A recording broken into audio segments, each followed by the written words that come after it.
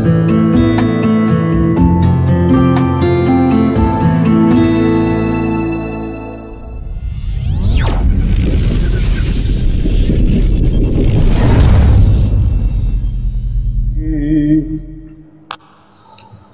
রাম সমস্ত জগত উদ্ধারক যার নাম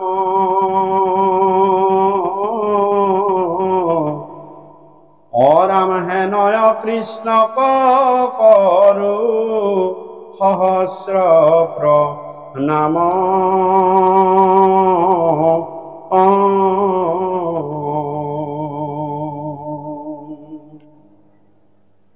হে রাম প্রভু ভগবন্ত ভক্তর নবনিধি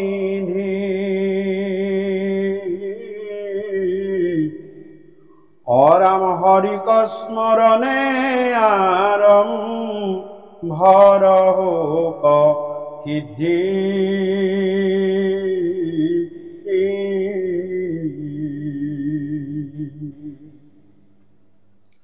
অরাম পরীক্ষিত মুখ্য কথা দ্বাদশ স্কন্ধৰ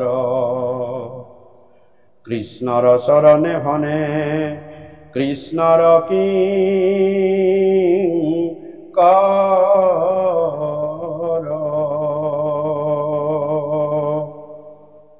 প্ৰথম স্কন্ধৰ পৰা দ্বাদশ পৰ্যন্তে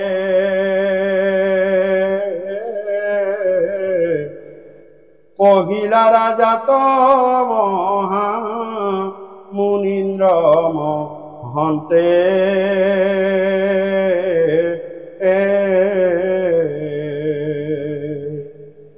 সংক্ষেপ করিয়া উদ্ধারিয়া তার হার হে রাম শঙ্করের ছিলা কৃষ্ণ চরিত্র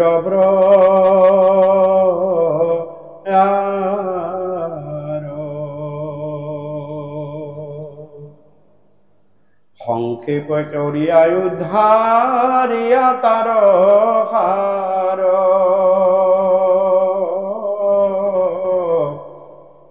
শঙ্করের ছিলা কৃষ্ণ চরিত্র প্রয়ার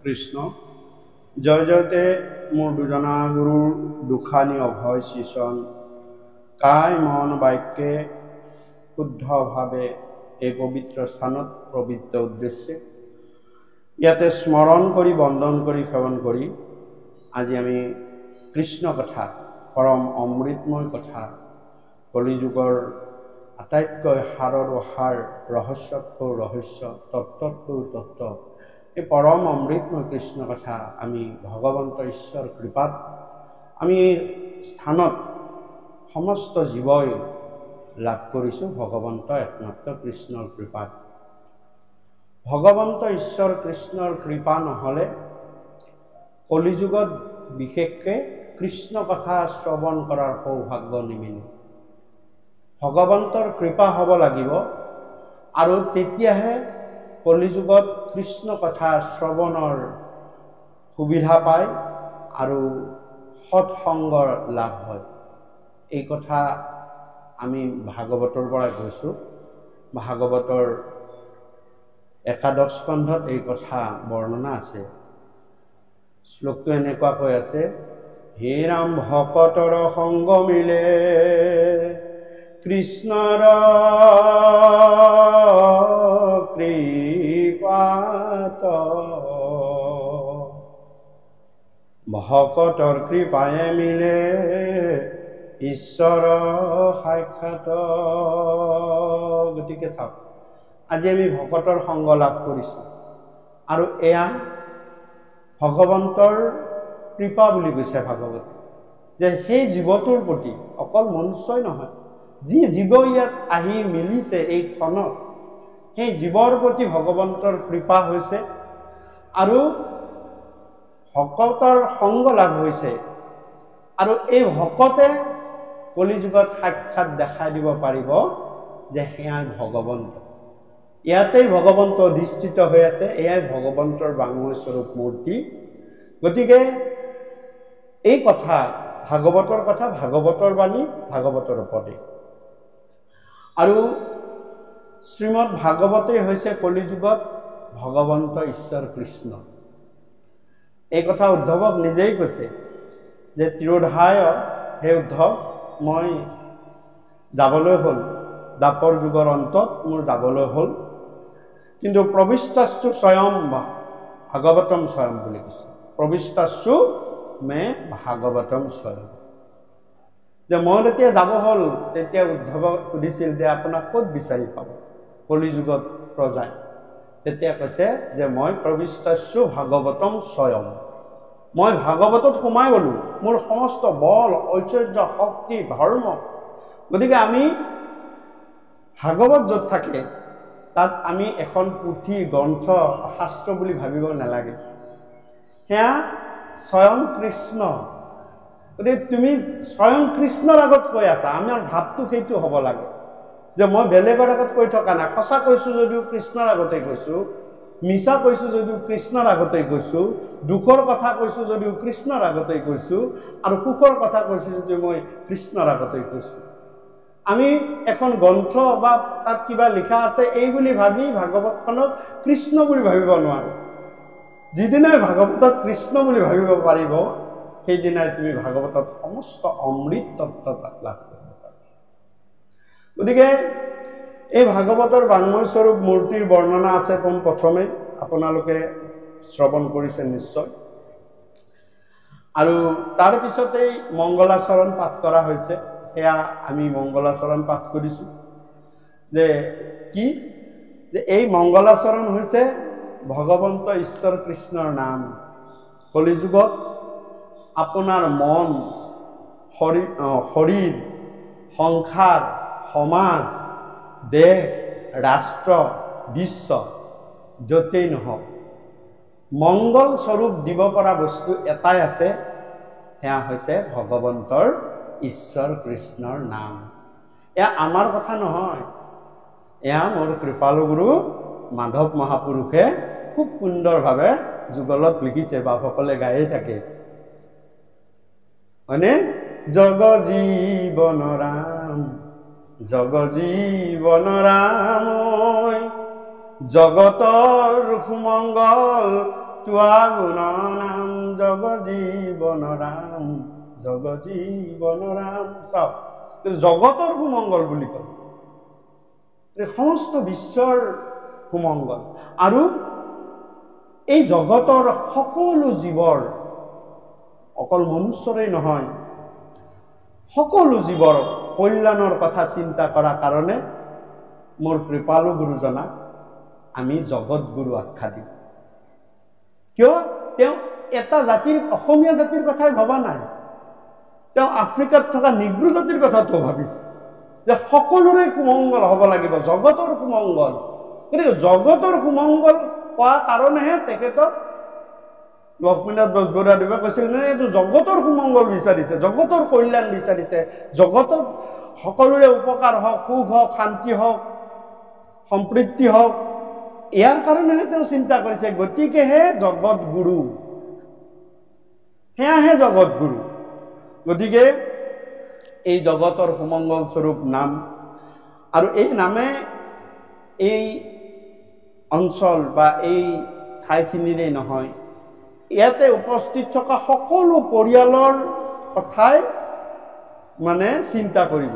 এয়া ভগৱন্ত ঈশ্বৰ কৃষ্ণৰ নামৰ এটা বাহাদুৰি। মই ভাগৱতৰ উপস্থাপনৰ কথাটো ক'বলৈ গৈছোঁ। গতিকে ইয়াত এখন বাহাদুৰি, তাৰমানে কি, এজনে যদি শুনে কৃষ্ণ কথা, এজনে যদি একান্ত মনে শুনি থাকে, তেওঁৰ মানে সকলো বংশ, পৰিয়াল, সকলো ইষ্ট, কুটুম, মিত্ৰ, বন্ধু বান্ধৱলৈ সেই ফলে ক্ৰিয়া কৰি দিয়ে। তাক আমি ভাবিলো কি ময়ে সেৱা কৰিলো, হে প্ৰভু ময়ে ভালে থাকিম, নহ'ব। তোমাৰ যদি মানে পৰিয়ালটো, তোমাৰ বংশটো, তোমাৰ ইষ্ট, কুটুম, মিত্ৰ, বন্ধু বান্ধৱ সকলোকে ভালে ৰখাটো ভগৱন্তৰ দায়িত্ব। ভগৱন্তে সেৱকীজনক নাচায়, কাৰণ সেৱকীজনে সেৱা কৰিলে ঠিকেই হ'ল, তেওঁ যদি ক'ৰবাত ঘৰত কিবা এটা বিপদ আপদ হৈছে তেওঁ সেৱাটোৰ কি অৰ্থ থাকিলে? হে প্ৰভু, তোমাৰ কৃষ্ণ কথা শ্ৰৱণৰ কাৰণে গৈছিলোঁ, মই সাধু সংগত গৈছিলোঁ, প্ৰভু মোৰ কিয় এনেকুৱা হ'ল? গতিকে ভগৱন্তই কৈছে মোৰ কথা একান্ত মনে শুনি থাকা আৰু মোৰ কাৰণে তুমি সময় দিয়া, মই তোমাক সময় দিম, মই তোমাক সময় দিম, মই তোমাৰ পৰিয়ালটোক ভালে ৰাখিম। তোমাৰ ঘৰলৈ যদি কোনোবাই দুষ্ট এটা বেয়া চিন্তা কৰি অপকাৰ ক্ষতি কৰা চিন্তা কৰি যদি তোমাৰ পৰিয়াললৈ সেই সময়ত যাব বিচাৰিছে, মই 1 মাইল অন্তৰতে তাৰ মটিভটো ঘূৰাই দিম, কিবা নহয় কিবা পাকচক্ৰত মই তাক ৰখাই দিম, আপোনালোকে প্ৰমাণ পাব।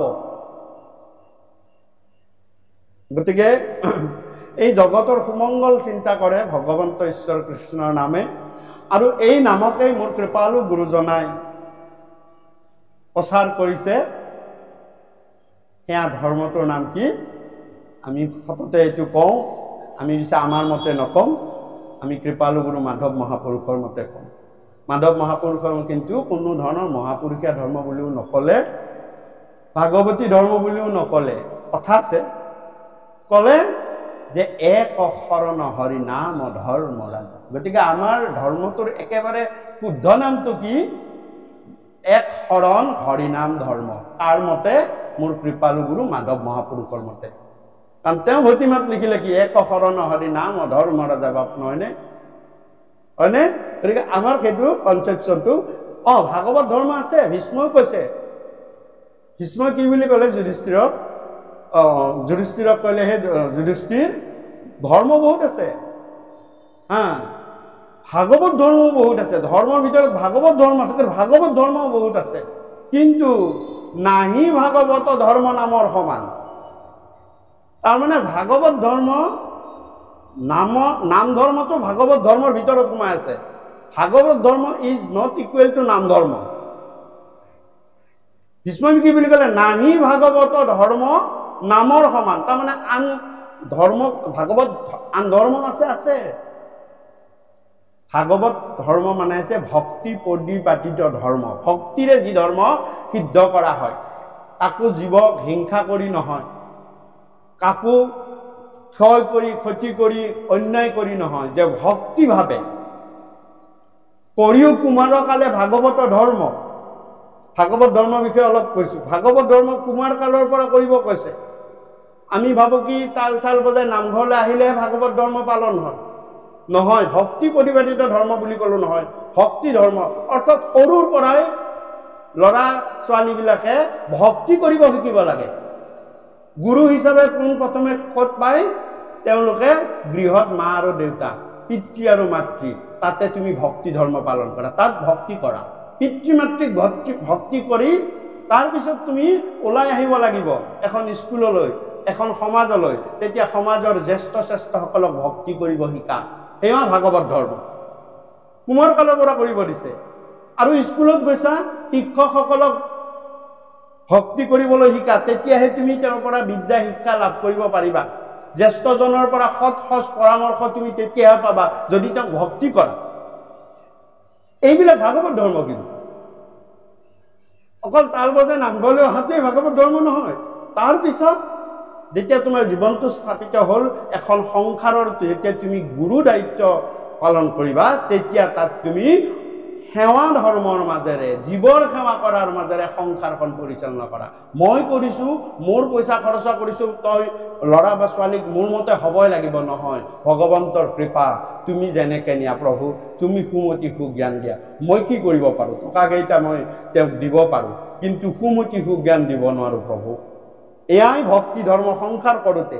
আৰু সংসাৰৰ দায়িত্ব পালন কৰি আহি যেতিয়া তুমি সামাজিক পৰ্যায়লৈ আহিবা, তাত তোমাৰ নাম, তাত সৎসংগ, তাত কৈছে কি তাত সৎসংগলৈ ভক্তি কৰে। আৰু সৎসংগলৈ যেতিয়া ভক্তি কৰি এটা সময়ত শৰীৰটোৱে তোমাৰ সৎসংগত টাচ হ'ব নোৱাৰিব, তেতিয়া প্ৰভু মই তোমাক স্মৰণেৰে ভক্তি কৰিছো। কফ বাত পীড়া মৰণৰ সময়ে কৰা হৰি কৃপা মোক, তজু গুণনাম শ্ৰৱণ স্মৰণ বচন গোচৰ হওক। একদম লাষ্ট পৰ্যায়। হে প্ৰভু, সেই সময়ত আমাৰ 3টা জমদূত আহি হাঁচা মাৰি ধৰিব, মানে মুখৰ বচন নোলাব। প্ৰাণ প্ৰয়াণৰ সময়ত অজামিলৰ সময়ত 3টা জমদূত আহিছিল নহয়। অ কফ 1 নম্বৰ জমদূত। 1 নম্বৰ জমদূতে কি কৰিব, তোমাৰ শ্বাস নলীডাল ৰুদ্ধ কৰাই দিব, বন্ধ কৰাই দিব। কফ বুলি কয়। বাত পিত, তেতিয়া দেখিছে বাত অৰ্থাৎ বুঢ়া আঙুলিটোৰ পৰা চুলিলৈকে বিষ এটা ওলাব, সেইটো বাত বিষ বুলি কয়। ইমান বিষ বিষাব কলৈ, বুঢ়া আঙুলিটোৰ পৰা সকলোৰে হ'ব, এইটো কোনো কথা নাই। 3টা জমদূত আহিবই চিউৰ। বাত পিত আদি যত কণ্ঠ নিৰোধনে তোমাৰ স্মৰণ কথা। কণ্ঠ নিৰোধন হৈ যাব, তেতিয়া কি কৰিছে কৈছে, এই যে স্মৰণ কলো, তেতিয়া তুমি স্মৰণ কৰিব পাৰিবা গজেন্দ্ৰৰ নিচিনা। গজেন্দ্ৰই যেনেকে কি কৰিছিল, স্মৰণহে কৰিছিল, তেওঁ কীৰ্তন শ্ৰৱণ কৰিবলৈ তেওঁ সুবিধা পোৱা নাছিল। স্মৰণ কৰোঁতেই ভগৱন্ত পুৰুষ আহিছিল। গতিকে এই ধৰণে আমাক কি কৰিব, যে শেষ সময়লৈকে এই 3-4টা পৰ্যায়, বাল্যকালত কেনেকে ভক্তি কৰিব লাগে, আৰু তাৰপিছত শৈশৱ কুমাৰ কালত কেনেকৈ ভক্তি কৰিব লাগে, একেবাৰে স্কুল কলেজৰ, তাৰপিছত সংসাৰীভাৱে কেনেকে ভক্তি কৰিব লাগে। সংসাৰ কৰাটো কৈছে সংসাৰ কৰিবই লাগিব, সংসাৰীৰ কাৰণেই ভাগৱত শাস্ত্ৰ। গতিকে এই সংসাৰ কৰোঁতে কি কৰিব লাগে, তাত আমি সেৱা কাৰ্য বুলি ভাবিব লাগে, যে আমি একো কৰা নাই, জীৱৰ সেৱা কৰিছোঁ। তেতিয়া আপোনাৰ মনত কোনো অহংকাৰ নাথাকে। পিতৃগুৰু দায়িত্ব আছে, কিন্তু সেৱা ধৰ্মৰ দায়িত্ব। আৰু তেতিয়া ভগৱন্তই কয় যে তুমি যেতিয়া তোমাৰ নিজস্বতাটো মোটেই এৰি দিছা, জীৱৰ সেৱা কৰে বুলি ভাবিছা, সেইকাৰণে সংসাৰ কৰিব লাগে। সংসাৰ কৰিলে কি, বহুতে কয় সংসাৰ কৰিলে আমিনো ক'ত ভগৱানক পাম। আচলতে ভগৱানক পোৱাৰ শ্ৰেষ্ঠ পথটোৱে সংসাৰী পথ। কাৰণ নাৰদে সুধিছে বৈকুণ্ঠত ভগৱন্ত ঈশ্বৰ পুৰুষে, প্ৰভু আপোনাক আটাইতকৈ বেছি কোনে স্মৰণ কৰি থাকে। তাৰমানে নাৰদে কথাটো ক'ব গৈছে নিজৰ ফালে, কাৰণ তেওঁ অনাবৰতে নাৰায়ণ নাৰায়ণ খাওঁতে বহোঁতে শুওঁতে উঠোঁতে নাৰায়ণ স্মৰণ কৰি থাকে। তেতিয়া ভগৱন্তই হাঁহি এটা মাৰি কৈছে, এই যে নাৰদ, এই মৰ্তত সেইজন খেতিয়ক দেখিছানে, পৰিয়ালটো লৈ খুব সুন্দৰভাৱে তেওঁ নিজৰ কৰ্ম কৰি আছে, আটাইতকৈ তেওঁই মোক বেছি স্মৰণ কৰে। নাৰদৰ অলপ হিংসাও লাগিল, মই অনবৰতে নাৰায়ণ নাম ৰাখোঁ, ভগৱানৰ নাম লৈ থাকোঁ, হয়নে? নিশ্চয় হিংসা লাগিল। লাগি ক'লে, প্ৰভু কি কথাহে, তেওঁ ইমান এই নিজৰ সাথী সন্ততি পিতৃ মাতৃ সকলো কৰে, আৰু ল'ৰা ছোৱালী নাতি পুতি সকলোলৈ খেতিতেই ব্যস্ত, কোনোদিন ক'তো নামো নলয় কথাও নলয়। গতিকে তেওঁ কেনেকে বেছি কৰে, আৰু মই দেখোন সততে চব কথা বাদ দি আপোনাৰ নামে লৈ থাকোঁ। তেতিয়া নাৰদক ক'লে, নাৰদ, এই চাকিটোত ফুলকে তেল লোৱাচোন, 1 চাকি তেল, আৰু তুমি এবাৰ মোৰ এই বৈকুণ্ঠখন পৰিভ্ৰমণ কৰি আহা যোৱা। মনত ৰাখিবা কিন্তু 1 টোপা তেলো পৰিব নোৱাৰিব। 1 টোপা তেল পৰিলেই তোমাৰ পৰীক্ষাত তুমি ফেল। নাৰদে ঢেঁকি চেকি থলে, থৈ একদম চিপচিপিয়াকে দিয়া চাকি বাতিটো ললে, লৈ তেওঁ ভগৱন্তৰ বৈকুণ্ঠ পুৰখন পৰিভ্ৰমণ কৰি আহিলে। ইমান সচেতন হৈ গৈছে, 1 টোপা পৰিলেই তেওঁ পৰীক্ষাত ফেল। গৈ গৈ গৈ গৈ গৈ গৈ ঘূৰি আহি পালে, পাই ক'লে, প্ৰভু আপোনাৰ কথা মতে মই পৰীক্ষাত পাছ, লওক 1 টোপাও তেল ক'তো পৰা নাই। তেতিয়া ভগৱন্তই সুধিছে, হে নাৰদ, তোমাক এটা দায়িত্ব দিলোঁ, তেলটো ক'তো পেলাব নোৱাৰা, তুমি ইমান বাৰত মোৰ নাম কেইবাৰ ল'লা, তুমি মোক কিমানবাৰ স্মৰণ কৰিলা কোৱাচোন। হে প্ৰভু, এইটো ধান্দাত থপা। দেখিছা, তেওঁ গোটেই সংসাৰৰ দায়িত্ব পালন কৰি, জীৱখিনিক সেৱা কৰি, সকলো দায়িত্ব পালন কৰাৰ পাছতো তেওঁ সততেই মোক স্মৰণ কৰে, যি কৰ্ম কৰে সকলো মোক অৰ্পণ কৰি কৰে। খেতি খোলালৈ গৈছে, প্ৰভু তোমাৰ কাৰণে ওলাইছো, প্ৰভু এইখিনি আহি পালো তুমি আনিলা, প্ৰভু এইখিনি কাম কৰিছো। চাওক, তেওঁ ইমান দায়িত্ব পালনৰ পাছতো মোক স্মৰণ কৰি যায়। আৰু তুমি এইখিনি দায়িত্ব পায়ে মোক পাহৰি গলা। গতিকে সেয়া হৈছে স্মৰণ শক্তি। গতিকে সংসাৰ ধৰ্ম, এই সংসাৰ ধৰ্মই লোকসকলে ভগৱন্তৰ এই উদাহৰণটোৰ দ্বাৰা যে আমি তৰিবৰ কাৰণে এই শ্ৰীমদ ভাগৱত শাস্ত্ৰ কলি যুগত বিশেষত একমাত্ৰ সংসাৰী লোকৰ কাৰণে ভগৱন্ত পুৰুষে শোকৰ দ্বাৰা মৰতলৈ এই পৃথিৱীলৈ অনুৱালে। কিয়? যে সংসাৰত আমাক কলিয়ে সততে এই কৃষ্ণ নাম অৰ্থাৎ কৃষ্ণ নামৰ পৰা আঁতৰি তেওঁৰ ৰাজ্যখনত যাবলৈ আমাক সততে প্ৰয়োগ কৰি থাকিব। সততে আপুনি সাধু সংগলৈ আহক, প্ৰমাণ পাব আপোনাৰ 4 ধৰণে কলিয়ে আপোনাক বাধা দিব।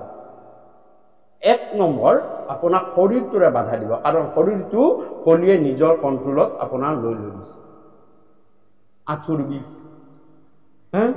বহি থাকিব নোৱাৰো, অমুক হয়, মাথা ঘূৰাই, এইবিলাক কি শৰীৰটোৰ ন? শাৰীৰিকভাৱে আপোনাক কলিয়ে বাধা দিব। যা যিয়ে নহওক, কৃষ্ণ কথাহে শুনিবহে লাগিছে, ওখত শুনিম, চাপৰত শুনিম, দূৰত শুনিম, ওচৰত শুনিম, আগত শুনিম, পিছত শুনিম, শুনিবহে লাগিছে, গতিকে মই যাওঁ। তাৰমানে কলি হাৰিল, কৃষ্ণ জিকিল। আহিলে, আহাৰ পাছত তাৰ পিছত দিব আপোনাক, আহিব ওলালে আৰু যিয়ে নহওক মই যাম। 2 নম্বৰ আপোনাক বাধা দিব সাংসাৰিক, সংসাৰখন পৰিয়াল লৈ লৈছে, কলিৰ যুগত আছো আমি। সাংসাৰিকভাৱে ক'ত যায় বা ক'ত যোৱাহে? মই অকণমান কৃষ্ণ কথা শুনিবলৈ যাওঁ, নাম কীৰ্তনলৈ, প্ৰসংগলৈ যাওঁ। যাব নোৱাৰে, আজি অমুক আহিব নহয়, বজাৰখিনি কৰিব লাগিব। আপোনাক সাংসাৰিকভাৱে, দেউতা যাব নোৱাৰা, ৰবা মই অমুকত যাওঁ, তুমি অলপ ঘৰত থাকা। মা অমুক, তুমি যাব নোৱাৰা, মোৰ অমুক বান্ধৱীজনী আহিব, চিনি বনাব লাগে। চাওক, এয়া সাংসাৰিকভাৱে বাধাই দিব। তাকো আপুনি সংৰাগেৰে নহয়, বোলে এটা সন্ধিৰ বা বুদ্ধিৰে যে হ'ব, চব হ'ব, ভগৱন্তই কৰাব, মই এইখিনি কৰাই আহোঁ, তোমালোকৰ কল্যাণৰ কাৰণে যাম, মোৰ কল্যাণৰ কাৰণেতো নহয়, সকলো পৰিয়ালটোৰ কল্যাণৰ কাৰণে মই গৈছো, তোমালোকৰ ভগৱন্তই কৃপা কৰিব। এয়া হৈছে সাংসাৰিকভাৱে বাধা। 3 নম্বৰ আপোনাক মানসিকভাৱে বাধা দিব। সেইবাৰ মনৰ পৰা বাধা দিব। আহিলো, ইয়াত বহিলো, সাংসাৰিক বাধাটো ছেদ কৰিলো, শাৰীৰিক বাধাটো ছেদ কৰিলো, কিন্তু মনটো ইয়াত নাই। মনটো হৈ বজাৰ চৌকত, অবত, এই গুৱাহাটীত, এই ঘূৰাই ফুৰাইছে কলিয়ে আপোনাক। তাৰমানে আপুনি ইয়াত আহিও একো লাভ হোৱা নাই। আপুনি ঐকান্তিক ভাৱনাটো আপুনি আনিব পৰা নাই। ভগৱানে আপোনাক কৃপা কৰিছে, 2টা ষ্টেপ পাৰ কৰাই আনিছে। তৃতীয়, তুমি মনটো, সেইকাৰণে গুৰুৰ কাম সেয়া হৈছে মনক স্থিৰ কৰাই লোৱা। সেইকাৰণে আমাক গুৰু লাগে, আমি সেইকাৰণে শৰণ হ'ব লাগে। আমি সেইকাৰণে ধৰ যে নিজৰ মনটোক যাতে আমি একত স্থিৰ কৰাব পাৰোঁ। আমি ভাত প্ৰসাদ, মাহ প্ৰসাদ বিলাবলৈ, প্ৰসংগত আগত বহিবলৈ শৰণ নহয়। মনক স্থিৰ কৰা, মনটোক সংস্কাৰী কৰি তুলিবৰ কাৰণে আমাক শৰণৰ প্ৰয়োজন, আশ্ৰয়ৰ প্ৰয়োজন। গতিকে আমি তাৰপিছত মন, সেইকাৰণে মোৰ কৃপালু গুৰু দুয়োজনাই যেতিয়া মোৰ কৃপালু গুৰুজনাই বদৰিকাশ্ৰমত গৈ বৰগীত লিখে, প্ৰথম বৰগীতটোৰ প্ৰথম আখৰটো চাওকচোন, 2জনা গুৰুৱে লিখিছে। কি বুলি লিখিছে? প্ৰথম বৰগীতৰ প্ৰথম শব্দটো মনক কণ্ট্ৰল কৰাইছে। মেৰী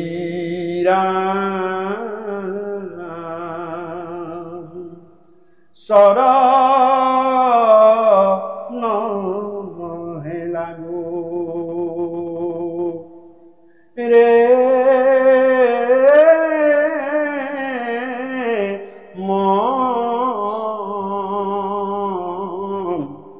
তই দেখো অন্তক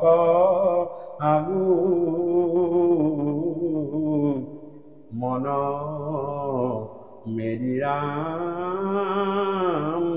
চৰণ হে লাগো। গতিকে হে মন ৰামৰ চৰণত লাগ আৰু কৃষ্ণ কথা শুন, কৃষ্ণ কথা গা, কিন্তু মনটোক ৰামৰ চৰণত, মনটোক ইয়াত থৈ মানটো ইয়াত থাকি মনটোক ডিঙে ডিপেঙে ঘূৰাই কৃষ্ণ কথা শুনি লাভ নাই। আৰু মানসিকভাৱে স্থিত কৰাৰ কাৰণেই গুৰুৰ প্ৰয়োজন। আৰু গুৰু মাধৱ মহাপুৰুষেও প্ৰথম বৰগীতটো লিখিছে মনৰে। দুয়োজনে গুৰুৰ সেইবিলাক মিল। গতিকে তাৰপিছত আপোনাক সামাজিকভাৱে কলিয়ে বাধা দিব, মনটোকো স্থিত কৰালা। শেষত কলি আহি গ'ল 4 নম্বৰ ষ্টেপটোলৈ। কলিৰ 4টা পুতেক, কাম, ক্ৰোধ, লোভ, মোহ। সেইবাৰ তোমাৰ মানে ক্ৰোধত আহি গ'ল। মই আগত বহিম, মই পিছত বহিম নে, মই এইখন সমাজত নেযাওঁ, এইখন সমাজৰ লগত মোৰ উঠা বহা নচলে, এইবিলাক কলিয়ে কৰাইছে আপোনাক। এইখন সমাজে মোক মতা নাই, মই নেযাওঁ, এইখন সমাজত মোৰ স্থান অমুক, এইখন সমাজত অমুক বহিছে, মই নেযাওঁ, সেয়াও কলিৰ বাধা। আপোনাক কৃষ্ণ কথাৰ পৰা বঞ্চিত কৰা। গতিকেলৈ এই ধৰণে আমাক বাধা দিয়ে। আৰু সেই সমস্ত বাধা নেওচি কৃষ্ণ কথা একান্ত মনে একো নেজানো, দাসৰ দাস টানো দাস ভৈলো আমি, এইভাৱে কৃষ্ণ কথা শ্ৰৱণ কৰিলে ভগৱন্তৰ সেই কৃষ্ণ কথাৰ শ্ৰৱণে মনত ৰাখিব, জন্ম জন্মান্তৰলৈ আপোনাক আৰু ইয়াৰ পিছত নামে নেৰে। নাম সিংহৰ লগত এয়াই ডাঙৰ কথা যে আমি ভাবো আমাৰ জীৱনটো শেষ মানে নামৰো কাম শেষ নহয়। নামৰ কাম তাৰ পৰা আৰম্ভহে হয়, হয়নে? কিহৰ কাম শেষ হয় আৰু কিহৰ কাম আৰম্ভ হয়? যে ধনৰ কাম সিমানতেই শেষ, কিন্তু পৰম ধনৰ কাম সেই দিনাৰ পৰাই আৰম্ভ হয়।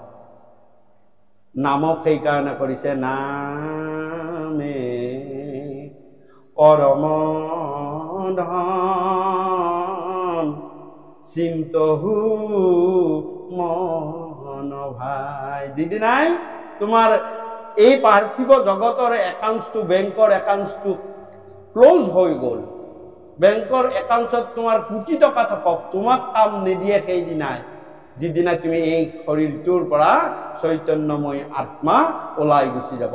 ল'ৰা ছোৱালীক দিব, সেইটো কোৱা নাই মই, কিন্তু তোমাক নিদিয়ে।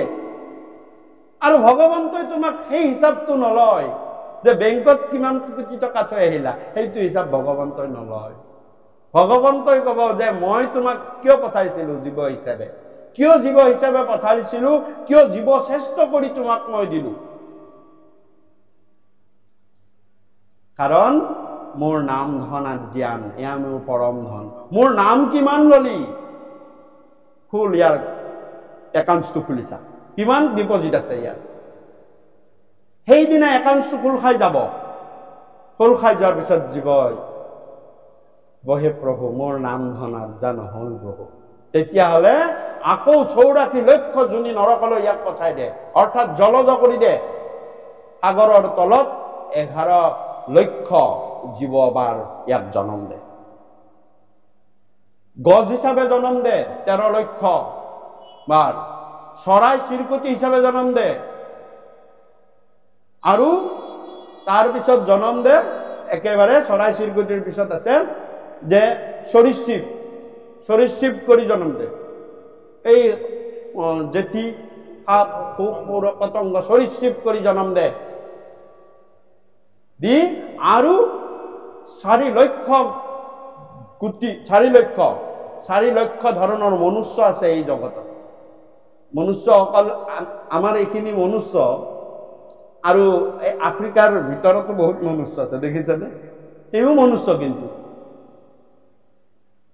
গতিকে চাওক, আমি বহুত কলিযুগত আমাৰ বিশেষকে, মই এইটো কথা নহয় যে আমি শুৱালকুছিয়া, সেইকাৰণে মই শুৱালকুছিৰ কথাটো কওঁ, আমি আমাৰ মতে নকওঁ, গুৰুৰ মতে কওঁ। গুৰুৱে কৈছে কি যে সেই জীৱই সৌভাগ্যৱান যে 1 নম্বৰ কলিযুগত জন্ম পায়। সেই সৌভাগ্যৱান জীৱ। তিনিটা যুগৰ ভিতৰত কলিযুগ চিলেক্ট কৰিছে সৌভাগ্যৱান জীৱ। দুই নম্বৰ হৈছে মনুষ্য দেহ পায়। আমিতো কলিযুগত জন্ম পাইছো, মনুষ্য দেহ পাইছো নে নাই বাৰু? 3 নম্বৰ ভাৰত ভূমিত জন্ম পাব, হয়নে? আৰু 4 নম্বৰ যে গুৰু প্ৰদত্ত নাম পাব। এনেই নাম নহয়, এনেই নামৰ কাম নাই, গুৰু প্ৰদত্ত নাম। গতিকে আমি গুৰু পাইছো আৰু গুৰু প্ৰদত্ত নাম পাইছো। গতিকে এই 4টা যদি কলিযুগত যি জীৱৰ গাত সংযোগ হ'ল, তাতকৈ সৌভাগ্য জীৱন নাই। গতিকে আমি চাওক, এনেকুৱা এখন পুণ্যৱান জাগাত আমি জন্ম পাইছো, 4টাৰ মিশ্ৰণ আছে। আমি ৰাতিপুৱা গধূলি কৰবাত নহয় কৰবাত আপুনি ওলাই যাওক, নামষাৰ শুনিব। আমাক গুৰুৱে কৈছে যে প্ৰতিদিনাই ৰাতিপুৱাই গাটো স্নান কৰি শুদ্ধ হৈ এই 4 নাম ল'বা। বেলেগ ব্যস্ত সময়ত বহুত নাম তুমি যাবও নালাগে, কৰিব নাই, কিন্তু সেই 4 নাম গুৰু প্ৰদত্ত প্ৰমত্ত কেশৰী মন্ত্ৰ মহাবীজ, এই 4 নাম তুমি ল'বা, তোমাৰ একাউণ্টটো দিনটোৰ কাৰণে খোলা হৈ গ'ল। আৰু তুমি ৰাস্তাই ঘাটে য'ত যিমান নাম শুনিবা নহয়, লগে লগে এইবিলাক একাউণ্টত গৈ তোমাৰ জমা হ'ব। কেতিয়া কাম দিব? যেতিয়া তোমাৰ এই ধৰণৰ একাউণ্টটো বন্ধ হৈ যাব, সেইদিনাই কাম দিব যে হয়, মই নামখিনি লৈ মই একান্ত মনে হাতে বাটে ঘাটে নাম শুনি থাকা, কিন্তু প্ৰথমতে একাউণ্টটো খুলি লোৱা। এইটো ধনৰ একাউণ্টত ATM বিলাক আছেনে? আছে। এইটো ধনৰ একাউণ্টত ATM আছে, হয়নে? সকলোৰে আমাৰ সেইটো ধনৰ পৰম ধনৰো একাউণ্টত এটা ATM আছে। ATM আপুনি এটা একাউণ্টটো খুলিব লাগিব, একাউণ্টটো খুলিলেহে হ'ব। গতিকে একাউণ্টটো খোলাৰ লগে লগে, অৰ্থাৎ গুৰুত শৰণ লোৱাটো সেইটো একাউণ্ট খোলা হ'ল। বেংকত ইয়াতে একাউণ্ট খুলিব লাগিব। তেতিয়া গুৰুৱে তোমাক কি দিব? এখন ATM দিব, বেংকে এখন ATM দিব। ATMখন পালেতো চব কাম নহ'ব, হয়নে? গুৰু তোমাক শৰণ দিলে কাম নহ'ব। ATMত এটা বস্তু দিয়ে, কি দিয়ে কওকচোন? ATMখন কাৰ্ডখনৰ লগত এটা বস্তু থাকে। বাবা কৈছে, কি কৈছে? এটা নাম্বাৰ দিয়ে, হয়নে নহয় বাৰু? হয়, কেইটা আখৰ? ইয়াতে নাম কেইটা দিয়ে? 4টা। চাওক, আপুনি ATMখন লৈ গ'ল, কিন্তু নম্বৰকেইটা পাহৰি গ'ল, পইচা পাবনে? নেপায়। আপুনি শৰণ ল'লে, কিন্তু নাম 4টা নল'লে। শৰণ ল'লে, কিন্তু প্ৰতিদিনে নাম খাৱা গুৰু খাৱা নকৰিলে, আপোনাৰ একাউণ্ট খোলা নগ'ল। সেইদিনা আপুনি যদি শুনিছেও, নিৰৰ্থক নাম শুনিছে, নামবিলাক ইখন কাণে শুনিছে, ইখন কাণে ওলাই গৈছে, শ্ৰৱণ হোৱা নাই। শ্ৰৱণ তেতিয়া হ'ব যদি তোমাৰ একাউণ্টটো খোলা থাকে। সেইকাৰণে গুৰুৱে কৈছে, বেলেগ কৰা নকৰা, এই 4 নাম ৰাতিপুৱা গা ধুই উঠি তুমি ল'বা। আনকি এইটো আমাৰ নিয়ম আছে, প্ৰায় কৰে আজিকালি, বিশেষকৈ কৰা হৈছে যে বংশত কোনোবাই ঢুকালেও নাম 4 নাম আমি বাহিৰত ল'ব লাগে। বাহিৰত মানে গাটো ধুই দি একো ধূপ চপ কাটি নিয়ম নীতি একো কৰিব নালাগে। বাহিৰত ফেনৰ তলত বহি, বাহিৰৰ ৰুমটোতে বহি লৈ সেই 4টা নাম লৈ একাউণ্টটো খুলি ল'ব লাগে। নাম লোৱাত চোৱা নাই, নামে সকলো চোৱা শুদ্ধ কৰে। আমি উল্টা কি কৰো? নামক চোৱা কৰো। কিয়? মই চোৱাত আছো, তোমাৰ মনটো। সেই নাম ল'লে তোমাৰ যিখিনি কাৰ্য দিনটোত কিবা কাৰণত যদি কিবা ৰিষ্ট আছিলে, সেই নামে কিন্তু তোমাক প্ৰমত্ত কেশৰী নামে তোমাক একেবাৰে সষ্টম কৰি ৰাখে। আমি নকৰো, হয়নে? গতিকে কৰিব লাগে। অন্তত গাটো ধুই, তিতা কাপোৰেৰো কথা নাই, মানে কাপোৰখন হয় ফেনখনৰ তলত গুৰু প্ৰদত্ত নাম 4টা স্মৰণ কৰি কৃষ্ণক অৰ্পণ কৰি দেহটো গুচি যায়। গতিকে এনেকুৱা নামৰ কথা আৰু নামৰ প্ৰসংগ। এতিয়া আমি আকৌ পাঠলৈ আহিছো। কৃষ্ণ হে হৰি ৰাম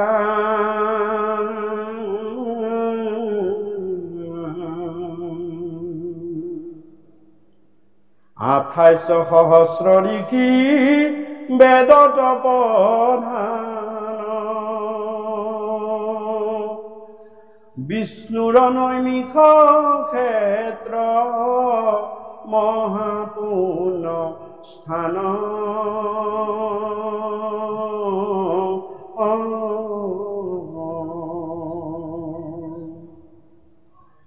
মান্য কৰি সুতক পাতিল সত্ৰ তথা শৌনক প্ৰমুখ্যে কোনে ভাগৱত কথা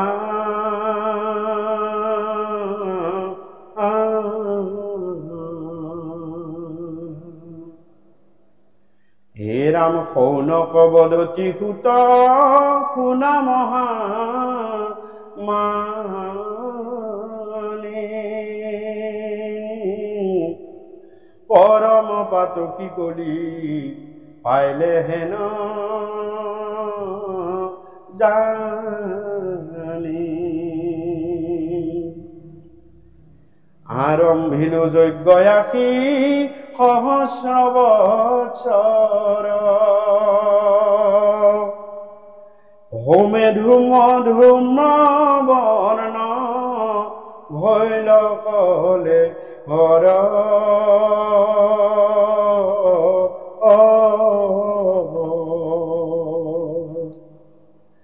যিটো কৰ্ম কৰো ইয়াত নাহিকে বিশ্বাস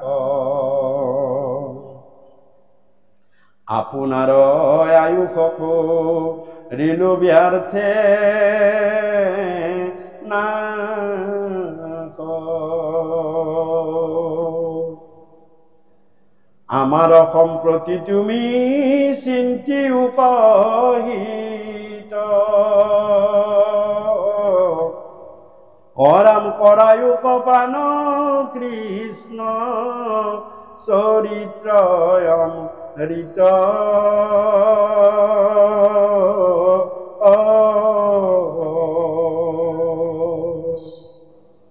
হে ৰাম পৰম ঈশ্বৰ কৃষ্ণ দেৱ নাৰায়ণ তানে মহাভক্তিটো শ্ৰৱণ কীৰ্তন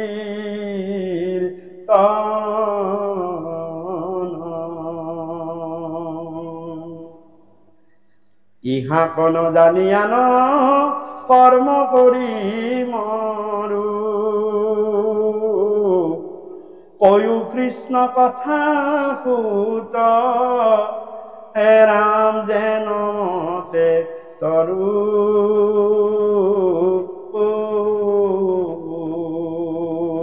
কৃষ্ণ মোৰ কৃপালু গুৰুৱে ভাগৱত কথা আৰম্ভ কৰিছে যে শৌনক মুনিৰ দ্বাৰা সুত প্ৰশ্ন চাওক ভাগৱত উপস্থাপন হিচাপে বিশেষকৈ দুটা সম্প্ৰদায়ত ভাগৱত এই ভাৰত ভূমিলৈ আহিছে আৰু ভাগৱতৰ প্ৰথম স্কন্ধত ভাগ আৰু দ্বিতীয় স্কন্ধ এয়া ভাগৱতৰ উপস্থাপন আমাৰ ধৰাধামলৈ এই ভাগৱতখন কেনেকৈ আহিল কিয় আহিল কোন সময়ত কেনেকে কিহৰ কাৰণে আহিছে এই কথা কৃপালু গুৰুৱে ভাগৱতৰ উপস্থাপন খুব সুন্দৰভাৱে লিখিছে খালি আমি কথাখিনি অলপ মন কৰিব লাগে অলপ মন কৰিলে কথাখিনি ওলাই যায় কৃপালু গুৰুৱে লিখিলে শৌনক আদি মুনিৰ দ্বাৰা সুতক প্ৰশ্ন শৌনক আৰু সুত শৌনক আদি মুনি শৌনক মুনিৰ লগত ইয়াতে কিমান ঋষি আছিলে মুনি আছিলে যে তেওঁলোক আছিলে ২৮,০০০ ২৮,০০০ ঋষি বেদত প্ৰধান এই পদটো মনত ৰাখিব তেওঁলোক বেদজ্ঞ কিন্তু ৰজা পৰীক্ষিতৰ আগত যেতিয়া শুক মহামুনিয়ে গংগাৰ তীৰত ভাগৱত কথা কয় তেতিয়া আকৌ ৬০,০০০ আছিল দেখিছেনে ৬০,০০০ আৰু কৃপালু গুৰুৱে সেইকাৰণে শেষৰ ফালৰ পৰা বৰ্ণনা কৰিলে আৰু সুত শৌনক প্ৰবৃত্তি ২৮,০০০ ঋষিয়ে কৃষ্ণ কথা শুনিছে নৈমিষাৰণ্য এতিয়া কথা হ'ল এইটো কিমান বছৰ পিছত যে এই শুক আৰু পৰীক্ষিতে কোৱাৰ ২৫৭ বছৰ পিছত ২৫৭ বছৰ পিছত শুক আৰু পৰীক্ষিতে কৃষ্ণ কথা কেতিয়া শুনিছে এই কথা শুনিছিল যে কলিযুগ আৰম্ভ হোৱাৰ হৈ 15 বছৰ যোৱাৰ পাছত কিয় প্ৰমাণ ক'ত পালে বা তুমি ক'ত পঢ়া কৈছে প্ৰমাণ পদ্মপুৰাণতো আছে কিন্তু প্ৰমাণটো কেনেকৈ দিছে ভাগৱতে যে যেতিয়া ৰজা পৰীক্ষিতে 60,000 ঋষিক প্ৰমুখ কৰি সকলোকে সুধিছে মূল প্ৰশ্নটো আছিলে ম্ৰিয়মানুষ্য লোকম কিম কাৰ্য মৃত্যুমুখী লোকসকলে কি কাম কৰা উচিত এইটো মূল প্ৰশ্ন আছিল কি কথা শুনা উচিত কাৰ নাম জপ কৰা উচিত এনেকৈ 5টা প্ৰশ্ন কিন্তু মূল প্ৰশ্নটো হ'ল মৃত্যুমুখী লোকসকলে কি কাম কৰা উচিত তেতিয়া 60,000 ঋষিয়ে নানা মত দিছিলে কোনোবাই কৈছিলে হোম কৰক কোনোবাই কৈছে যজ্ঞ কৰক কোনোবাই কৈছিলে তপ কৰক কোনোবাই কৈছিলে ব্ৰত কৰক কোনোবাই কৈছিলে দান কৰক কোনোবাই কৈছিলে পূজা কৰক সকলোৱে সকলো মত দিছিল কিন্তু তাত থকা শুক মহামুনিয়ে পিছত আহি কৈছিলে হে ৰজা শ্ৰৱণম কীৰ্তনম খুব পিছত আহিছে কিন্তু ভগৱন্তৰ কৃপা আছে যে যোৱা ৰজাক তৰাব লাগে গতিকে হে খুব তুমি যোৱা কিয়ৰ কাৰণে বৈকুণ্ঠৰ পৰা তুমি এই কথাখিনি লৈ যোৱা শ্ৰৱণম কীৰ্তন তেতিয়া ৰজাই সুধিছিলে যে হে মুনি আপুনি এইটো বৰ অদ্ভুত কথা ক'লে আন ঋষিসকলে যি মোক উপায় দিছে এইবিলাক কথা মই জানো মোৰ পিতামহ প্ৰপিতামহসকলে যজ্ঞ কৰিছিল ব্ৰত কৰিছিল কোনোবাই ধ্যান কৰিছিল এই কথা মই জানো পূজা কৰিছিল সকলো কৰিছিল মই জানো কিন্তু আপুনি আহি ক'লে শ্ৰৱণম কীৰ্তনম এইটো কি কথা তেতিয়া ক'লে হে ৰাজন তুমি বৰ্তমান যিটো সময়ত আছা এইটো সময়ত শ্ৰৱণম কীৰ্তনম অৰ্থাৎ শুনা আৰু কীৰ্তন কৰাৰ বাহিৰে বেলেগ পথ নাই বোলে কিয় বোলে ইতিমধ্যে কলি যুগৰ 15 বছৰ পাৰ হৈ গ'ল দুৰ্ঘোৰ কলি ইতিমধ্যে প্ৰৱেশ কৰিছে ৰাজন আৰু তুমিতো গম পাইছা তুমি নিজে ৰাজ্যত স্থান দিছা তুমি নিজে ভুল কৰিছা কলি প্ৰৱেশ কৰিছে কলি যুগ আৰম্ভ হৈছে কলিটো অকালতে প্ৰৱেশ কৰিছে সত্য দাপৰ যুগ চলি থাকোঁতে কলিয়ে প্ৰৱেশ কৰিছে দেই বাবা এইটো কিন্তু মনত ৰাখিব মই চমুকে কৈছো প্ৰমাণ কেইটামান যে কলিয়ে অকালতে আহি আমাৰ মৰ্তত প্ৰৱেশ কৰিছে আৰু ব্ৰহ্মাৰ তনুৰ পৰা কলিৰ জন্ম হৈছিল জন্ম হৈ কৈছিল যে মোৰ ক'ত ৰাজ্যত মই মানে সেই কৰিম মোৰ ৰাজ্য ক'ত হ'ব মই ক'ত শাসন কৰিম মোৰ ক'ত জাগা তেতিয়া ব্ৰহ্মাই কৈছে মোৰ এই ব্ৰহ্মলোকত তোমাৰ স্থান নাই শিৱলোকতো তুমি তাৰ স্থান নোপোৱা তেওঁ বৈষ্ণৱ তেওঁ পৰম বৈষ্ণৱ তেওঁ তোমাৰ কাম নাই আৰু বৈকুণ্ঠ লোকতো তোমাৰ কথাই নাই তুমি যাব নোৱাৰা তালৈ আৰু পাতাল লোকত বলি আছে তেওঁ বৈষ্ণৱ গতিকে তাতো তোমাৰ স্থান নাই তুমি তোমাৰ কাম নাই য'ত বৈষ্ণৱ আছে য'ত বিষ্ণু আছে তাত তোমাৰ কাম নাই তোমাৰ স্থান এটা সেইটো হৈছে মৰ্ত্য লোক য'ত জন্মিলে মৰিব লাগে নীতি আছে ধৰা ইয়াত কোনো থাকিব নোৱাৰে আৰু মনত ৰাখিবা সেই স্থান যদিও এতিয়া তাত দাপৰ যুগ চলি আছে আৰু স্বয়ং কৃষ্ণ ভগৱন্ত ঈশ্বৰ পুৰুষ বৈকুণ্ঠপতিয়ে গৈ তাত নৰলীলা কৰি এতিয়াও বিৰাজমান হৈছে তেওঁ যেতিয়ালৈ বৈকুণ্ঠলৈ আকৌ এই দেহ নৰলীলা সামৰি ঘূৰি নাহে তেতিয়ালৈ তোমাৰ যুগ আৰম্ভ হ'ব চাওক এই বুলি ব্ৰহ্মাই কলিক সন্তানক ক'লে নিজ পুত্ৰ কলিক ক'লে কিন্তু দুষ্ট দুৰাচাৰ কলিয়ে বাপেকৰ কথা শুনিলে কিন্তু কি ভাবিলে জানে এই ক'লে হ'বনে মই নুশুনো তোৰ কথা মই যামেই অৰ্থাৎ বাপেকৰ কথা পুতেকে নুশুনাটো কলিযুগৰ প্ৰথম চাই যিমানে কলিযুগ যাই আছে এতিয়া আপোনালোকে চাওক বেলেগৰ কথা শুনিব কিন্তু বাপেকৰ কথা নুশুনে তেওঁ জানে মোক অপকাৰ কৰিব তেওঁৰে কথা মানিব, কিন্তু বাপেকৰ কথা নহয়। সকলোৱে নামানিলে। আৰু তেওঁ যেতিয়া আহি কৈছে যে মই কৃষ্ণৰ পৰা সাৱধান। কৃষ্ণ বা কৃষ্ণ ভকত বৈষ্ণৱ য'ত নাযায় মই তাতেই লুকাই লুকাই থাকিবলৈ ধৰিলে। লুকাই লুকাই থাকিবলৈ ধৰিলে।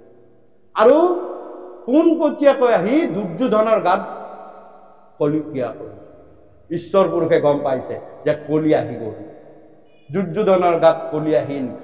ধৃতৰাষ্ট্ৰই ক'লে, পিতামহ ভীষ্মই ক'লে, দ্ৰোণাচাৰ্যই ক'লে, স্বয়ং কৃষ্ণই ক'লে যে যুদ্ধ কৰিব নালাগে, মই শান্তিৰ পথে, কিন্তু নমানিলে। চাওক, জানিছে কলি আহিল, ইয়াৰ গাত লম দিলে। তাৰ পৰা কলি লুকাই থাকিলে মদত। অন্তৰ্যামী ভগৱন্ত গম পাই গৈছে কলি ক'ত ক'ত লুকাই আছে। আৰু ভগৱন্তই কৈছে যে মোৰেই লাভ, তই আহি লুকাই আছ মোক নজনাকে, মইতো জানিমেই। তেওঁ কালৰ গৰাকী, নিয়মৰ গৰাকী, আৰু ভাবিলে যে লাভ মোৰেই। মদত লুকাই আছিলে কলি, সেইকাৰণে মদ খুৱাই নিজৰ কুৰুকুল ভগৱন্ত পুৰুষে ধ্বংস কৰি পেলালে। নিজৰ কুল মদ খুৱাই ধ্বংস কৰি পেলালে। আমিবিলাকনো এতিয়ানো কি? নিজৰ কুলটোৱেই কলি লুকাই আছিল কাৰণে পিছত পৰীক্ষিতেও সেই তাতেই জাগা দিছে, ভাগৱতত আছে, মদিৰালয়ত থাকিবি। তাৰমানে ভগৱন্ত কৈ থৈ গৈছে যুধিষ্ঠিৰক ক'ত ক'ত আছে, পৰীক্ষিতে কি কাম কৰিব লাগিব, ইতিমধ্যে সতৰ্ক কৰি দিছে। কলি আহি গৈছে দাদা, যুধিষ্ঠিৰে পৰীক্ষিতক কৈছে। আৰু সেইকাৰণে পৰীক্ষিতে ৰজা হৈ প্ৰথম কাম কৰিছে কি? কলিক বিচাৰি ফুৰা, পৰীক্ষিতৰ দিগ্বিজয়। আৰু 2 নম্বৰ লুকাই আছিলে লুকাই চৰাই জুৱা পাশা খেলত। সেই জুৱা পাশা খেলৰ জৰিয়তে ভগৱন্ত পুৰুষে শকুনি আৰু যুধিষ্ঠিৰৰ মাজত অধৰ্মী আৰু ধৰ্মীৰ মাজত জুৱা পাশা খেলাই কুৰুকুল ধ্বংস কৰি দিলে। সেইদিনা যদি যুধিষ্ঠিৰৰ জুৱা পাশা খেলিবলৈ মন নাযায়, কুৰুকুল বাচি যায়। দেখিছেনে প্ৰমাণ? দাপৰতে সেয়া ভগৱন্ত কৃষ্ণ আছে নে নাই বাৰু? কেনেকে কলিয়ে শিকাইছে। 3 নম্বৰ হ'ল নাৰীৰ মুক্ত কেশত। নাৰীৰ মুক্ত কেশত কলি লুকাই থাকে। আৰু সেইকাৰণে দ্ৰৌপদীৰ মুক্ত কেশত ধৰাৰ লগে লগেই দুকাখনৰ 100 হাতীৰ বল লগে লগে কলিৰ গালৈ গুচি আহিছে। আৰু সেইকাৰণে ভীমে মাৰিব গৈছিল। ভীমৰ গাত 10 হাতীৰ বল আছে। দুকাখনক ভীমে মাৰিব সাধ্য নাই। শিৱৰ পৰা পোৱা বল 100 হাতী। বলভদ্ৰই দিলে ভীমক 10 হাতী। চাওক, হয়নে? গতিকে শিৱৰ নহয়, বলভদ্ৰই দিছিলে। বলভদ্ৰই দুৰ্যোধনক বেছি ভাল পাইছিলে, 100 হাতী দি দিলে। আৰু ভীমক 10 হাতী দি দিলে। কিন্তু যিদিনাই এই কৰ্ম কৰিলে দ্ৰৌপদীৰ মুক্ত কেশ, সেইকাৰণে আমাৰো আগৰ এতিয়াৰ কথা মই নকওঁ, কিন্তু আগৰ আই মাতৃসকলে বিচনাত গলেও চুলিকোছা বান্ধি যায়। চাবচোন, আমাৰ অসমীয়াত এটা প্ৰবাদ আছে যে চুলিখিনি বান্ধি গলে দীঘল হয়। আচলতে দীঘল নহয়, ভুলক্ৰমতো নিজৰ স্বামীৰ হাত লাগিলেও কলি গুচে। চাওক, গতিকে এনেধৰণে কলিয়ে আমাৰ পিছৰ পৰ্যায়তো কলি যুগে আহিলে। গতিকে সেই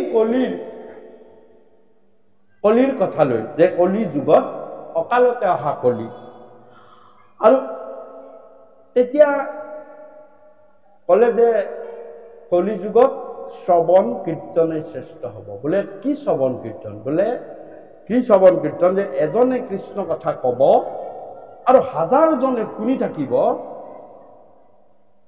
শুনাজনৰ আগতেই তৰণৰ উপায় পাব, আৰু পোৱাজনে তাৰ পিছতহে পাব। শ্ৰৱণ শ্ৰেষ্ঠ।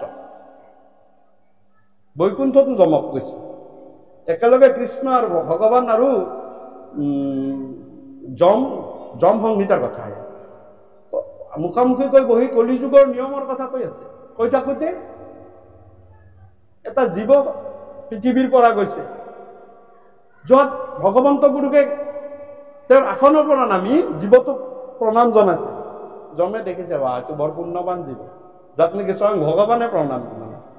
পিছত আৰু এটা জীৱ সেই ঠাইৰ পৰা আকৌ পুতুককে যায়, সেইবাৰো যমে চাই আছে। এই যমক দেখা যম মানে নিয়ম, যম হৈছে নিয়ম। নিয়মে তোমাক ক্ষমা নকৰে, সময়ত নিয়ম আহিবই, জন্মিলে মৰিব লাগে, এইটো নিয়ম, এইটোকে যম বুলি কয়।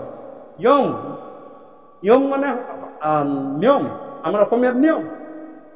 গতিকে যেতিয়া সেইবাৰতো ভগৱন্ত পুৰুষে জীৱটোক দেখি ষষ্ঠাংগে প্ৰণাম জনালে, দীঘল দি পৰি গ'ল। যমে এটা সুবিধা পালে, হে প্ৰভু, আপোনাৰ বৈকুণ্ঠত বোলে কোনো প্ৰভেদ নাই, আজি দেখোন আপোনাৰ আচৰণতে প্ৰভেদ হ'ল। একে জাগাৰ পৰা এটা জীৱ আহিলে, এটাক আপুনি থিয় হৈ নমস্কাৰ কৰিলে, তেওঁ আপোনাৰ গাত বিলীন হোৱা দেখিছো মোক। আৰু পিছৰ জীৱটো আহিলে আপুনি দেখোন একদম দীঘল দি সেৱা কৰিলে, এইটো দেখোন বিষম নহল কথাটো। তেতিয়া ক'লে, হে যম, আচলতে মই তোমাক নিয়মটো জনাবৰ কাৰণে কৈছো। প্ৰথম যিটো জীৱ আছিল, যাক মই প্ৰণাম কৰি থৈ দিলো, তেওঁ কীৰ্তনীয়া জীৱ। তেওঁ ক'তো শ্ৰৱণ নকৰিছিল, তেওঁক মাতিলে আৰে আমি অভাজনৰ নিচিনা, আৰু আপোনালোকে আমি অভাজনৰ নিচিনা কীৰ্তনে কৰি ফুৰিছিল।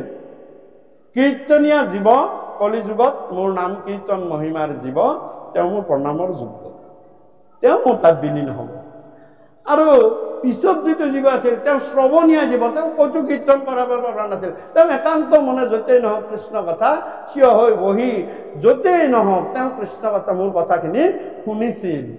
শ্ৰৱণীয়া জীৱ, মোৰ ষষ্ঠাংগ প্ৰণিপাতৰ জীৱ। সেইকাৰণে নৱদা ভক্তিৰ ভিতৰত শ্ৰৱণ, কীৰ্তন, অৰ্চন, বন্দন, দাস্য, সকীৰ্ত, বন্দন বিস্তুত কৰিব দেহ অৰ্পণ।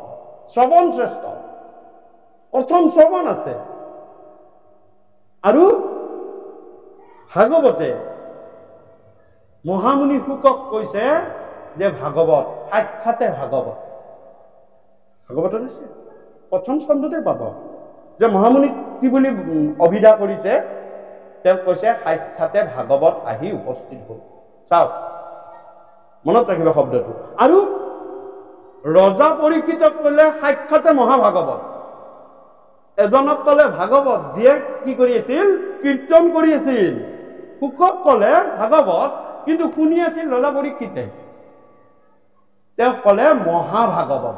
গতিকে আপোনালোক আজি এই পবিত্ৰ স্থানত মহাভাগৱতৰ স্থানত আছে, আমি ভাগৱতৰ স্থানতহে আছো, আপোনালোক মহাভাগৱত।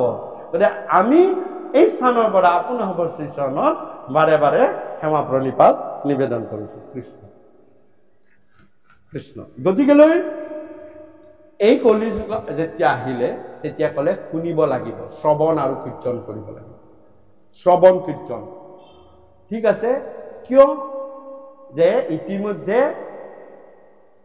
তোমাক আৰু ভগৱন্ত পুৰুষে দৰ্শন নিদিয়ে।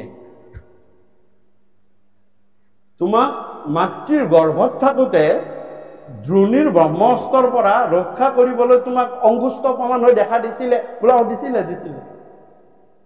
এতিয়া তুমি ব্ৰহ্মাসাপ পালা, আগৰবাৰ ব্ৰহ্ম অস্ত্ৰৰ দ্বাৰা আঘাতপ্ৰাপ্ত হওঁতে তোমাক দেখা দিছিলে, কাৰণ সেই সময়ত দাপৰ যুগ আছিল। মাতৃৰ গৰ্ভত থাকোতে দাপৰ যুগত দৰ্শন কাম কৰিছিল, কিন্তু এতিয়াতো দাপৰ যুগ নাই, এতিয়া হ'ল কলি যুগ। তোমাক ভগৱন্ত পুৰুষে দেখা নিদি মোক কৈছে যে বৈকুণ্ঠৰ শাস্ত্ৰ তুমি ৰজা পৰীক্ষিতক তৰিবৰ কাৰণে লৈ যোৱা। গতিকে তোমাক কৈছে মই যিখিনি কথা বৈকুণ্ঠৰ কথা কম, সেইখিনি তুমি একান্ত মনে শ্ৰৱণ কৰা, কাৰণ ইতিমধ্যে কলি যুগ আৰম্ভ হৈ 15 বছৰ গুচি গৈছে। অৰ্থাৎ ৰজা পৰীক্ষিতে মাতৃগৰ্ভত থাকোতে ভগৱন্তক দৰ্শন পাইছিল, আৰু ৰজা পৰীক্ষিতৰ যেতিয়া 30 বছৰ বয়স হৈছিল তেতিয়া কলিযুগ শেষ হৈ গৈছিল। আৰু ব্ৰহ্মাসাপ পাইছিল ৰজা পৰীক্ষিতে 45 বছৰত। 15 বছৰ হ'ল নে নহল? 45 বছৰত ৰজা পৰীক্ষিতে এই ঘটনাটো হৈছিল যে ব্ৰহ্মসাপ পাইছে। তেতিয়া কুকমুনি আহিছিল যে ইতিমধ্যে তোমাৰ 15 বছৰ গুচি গৈছে, তোমাৰ 30 বছৰ বয়সতেই দাপৰ শেষ, গতিকে তোমাক আৰু দেখা নিদিয়ে। চাওক, স্বয়ং পৰীক্ষিতক মাতৃগৰ্ভত দেখা দিলে কিন্তু যুগ ধৰ্ম মানি ভগৱন্ত পুৰুষে কলে যে মই দেখা নিদিওঁ, সাক্ষাতে দেখা নিদিওঁ, মই কি কৰিম, হৃদয়ত স্থিত হম। কেনেকে? মোৰ কথা শুনাৰ ফলত হৃদিস্থিত হৈ তুমি জন কৰা ভাষ আমি শিকিকে কৰিব তেনে হৃদিস্থিত হম। মই কাকো দেখা নিদিওঁ।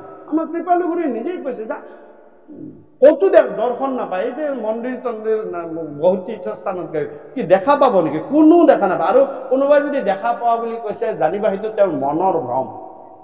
ৰজা পৰীক্ষিত 1 নম্বৰ প্ৰমাণ, তেওঁক দেখা নিদিলে কলি যুগত। কৃপালু গুৰুসকল আতাপুৰুষসকলে কয় নে কোনোবা দিন মই দেখা পালো বুলি? নহয়, তেওঁৰ হয়তো মানসিক ভ্ৰম এটা হৈছে। হৃদয়ত উপলব্ধি কৰিবা। সেইটো কৈছে যে বৈৰাগ্য ভকতি ঈশ্বৰ মহাজ্ঞান উপজে ভকতে পাৱে আপুনি প্ৰমাণ। আপোনাৰ হৃদয়ত ঈশ্বৰ তত্ত্ব যেতিয়া জ্ঞানৰ দ্বাৰা উপলব্ধ হ'ব, আপুনি নিজে প্ৰমাণ পাব, বেলেগে আপোনাক চাৰ্টিফিকেট দিব নালাগে। এতিয়া ভাগৱত বাণী উদ্ধৱক কৈছে। আৰু সেই ৰজা পৰীক্ষিতৰ সৈতে 60,000 ঋষিয়ে কৃষ্ণ কথা শুনিলে। এইটো কলি যুগৰ 15 বছৰ পিছত, মনত ৰাখি। তাৰ পৰা কৰিলে কি, ৰজা পৰীক্ষিত তৰণৰ উপায় পালে, তেওঁ তৰণৰ উপায় পাই তেওঁ তৰি গুচি গল। কাৰণ ৰজা পৰীক্ষিত, একমাত্ৰ ৰজা পৰীক্ষিত মহামুনি শুকে কৈছিলে, হে ৰজা, তুমি তৰিবৰ যদি উপায় চিন্তা কৰি ভাগৱত কথা শুনিব বিচাৰিছা, তেতিয়াহলে তুমি শৰণ লব লাগিব। বিনা শৰণত তুমি কৃষ্ণ কথা হাজাৰ শুনি থাকা, তোমাৰ তৰণৰ উপায় নোপোৱা। গতিকে তুমি শৰণ লব লাগিব। তেতিয়া ৰজা পৰীক্ষিতে সেই মুহূৰ্তৰ পৰাই শুকৰ চৰণত ধৰি গৈছিলে, সেই গুৰু। অৰ্থাৎ তাৰ পৰা ভাগৱতে শুকক মহামুনি শব্দটোৰ সলনি গুৰু সম্বোধনেৰে অভিহিত কৰিছে। অৰ্থাৎ গুৰু হৈ পৰিলে শুক। তেওঁ শৰণাপন্ন হল, আৰু শৰণাপন্ন হল কাৰণে তেওঁ একমাত্ৰ 60,000 একজনৰ ভিতৰত এজন ৰজা পৰীক্ষিত তৰণৰ উপায় পাই গল, বাকী 60,000-এ নেপালে। তাৰ প্ৰমাণ এয়া কি হল যে বাকী 60,000-এ কি কৰিলে, কৃষ্ণ কথাখিনি যেতিয়া শৰণ ললে, তেওঁৰ কথাবিলাক হৃদয়লৈ যোৱা হল।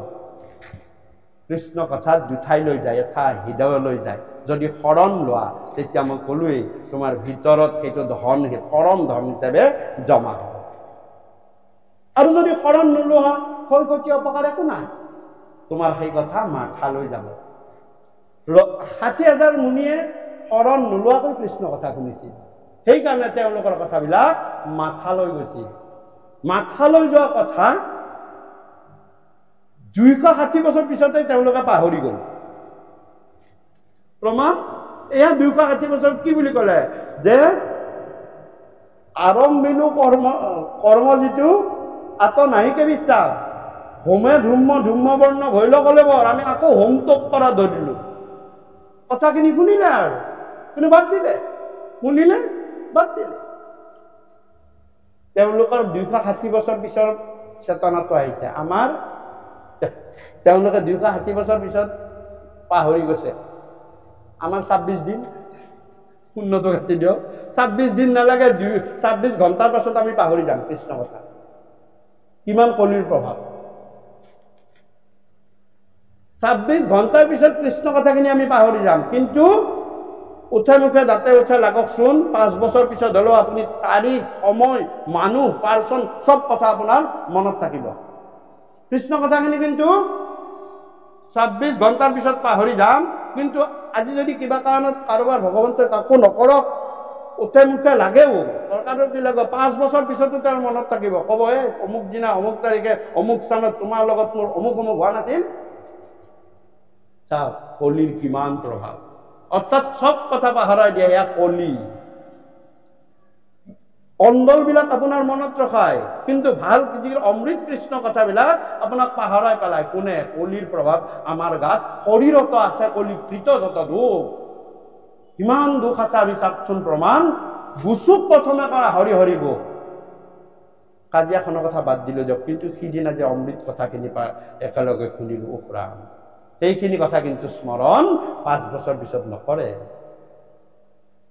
হয়নে? কিমান এইবিলাক আমি আনি ক'ব নালাগে, নিজে নিজে লোৱা উপলব্ধি। গতিকে ঋষিসকলে পাহৰি গ'ল। পাহৰি গৈ কি কৰিলে? তেওঁলোকে ভাবিলে যে আমি দেখোন হোম তপ যাগ যজ্ঞ আগৰ নিচিনাই কৰি আছো, কিন্তু আমি দেখোন ইয়াৰ পৰা একো ফল পোৱা নাই। কাৰণটো বা কি? কি হল? আমিতো ফল পাব লাগিছিল। সেইকাৰণে কৈছে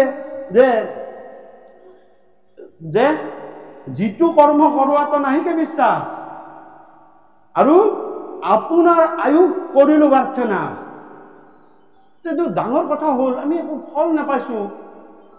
তেতিয়া ক'লে নহয়, আমি সেই যে শুক মহামুনিৰ ওচৰলৈ যাওঁ, তেওঁক কওঁ, সেই যে ৰজা পৰীক্ষিতক কথাখিনি কৈছিলে, সেইখিনি কথা আমি পুনৰাই ক'বলৈ কওঁ।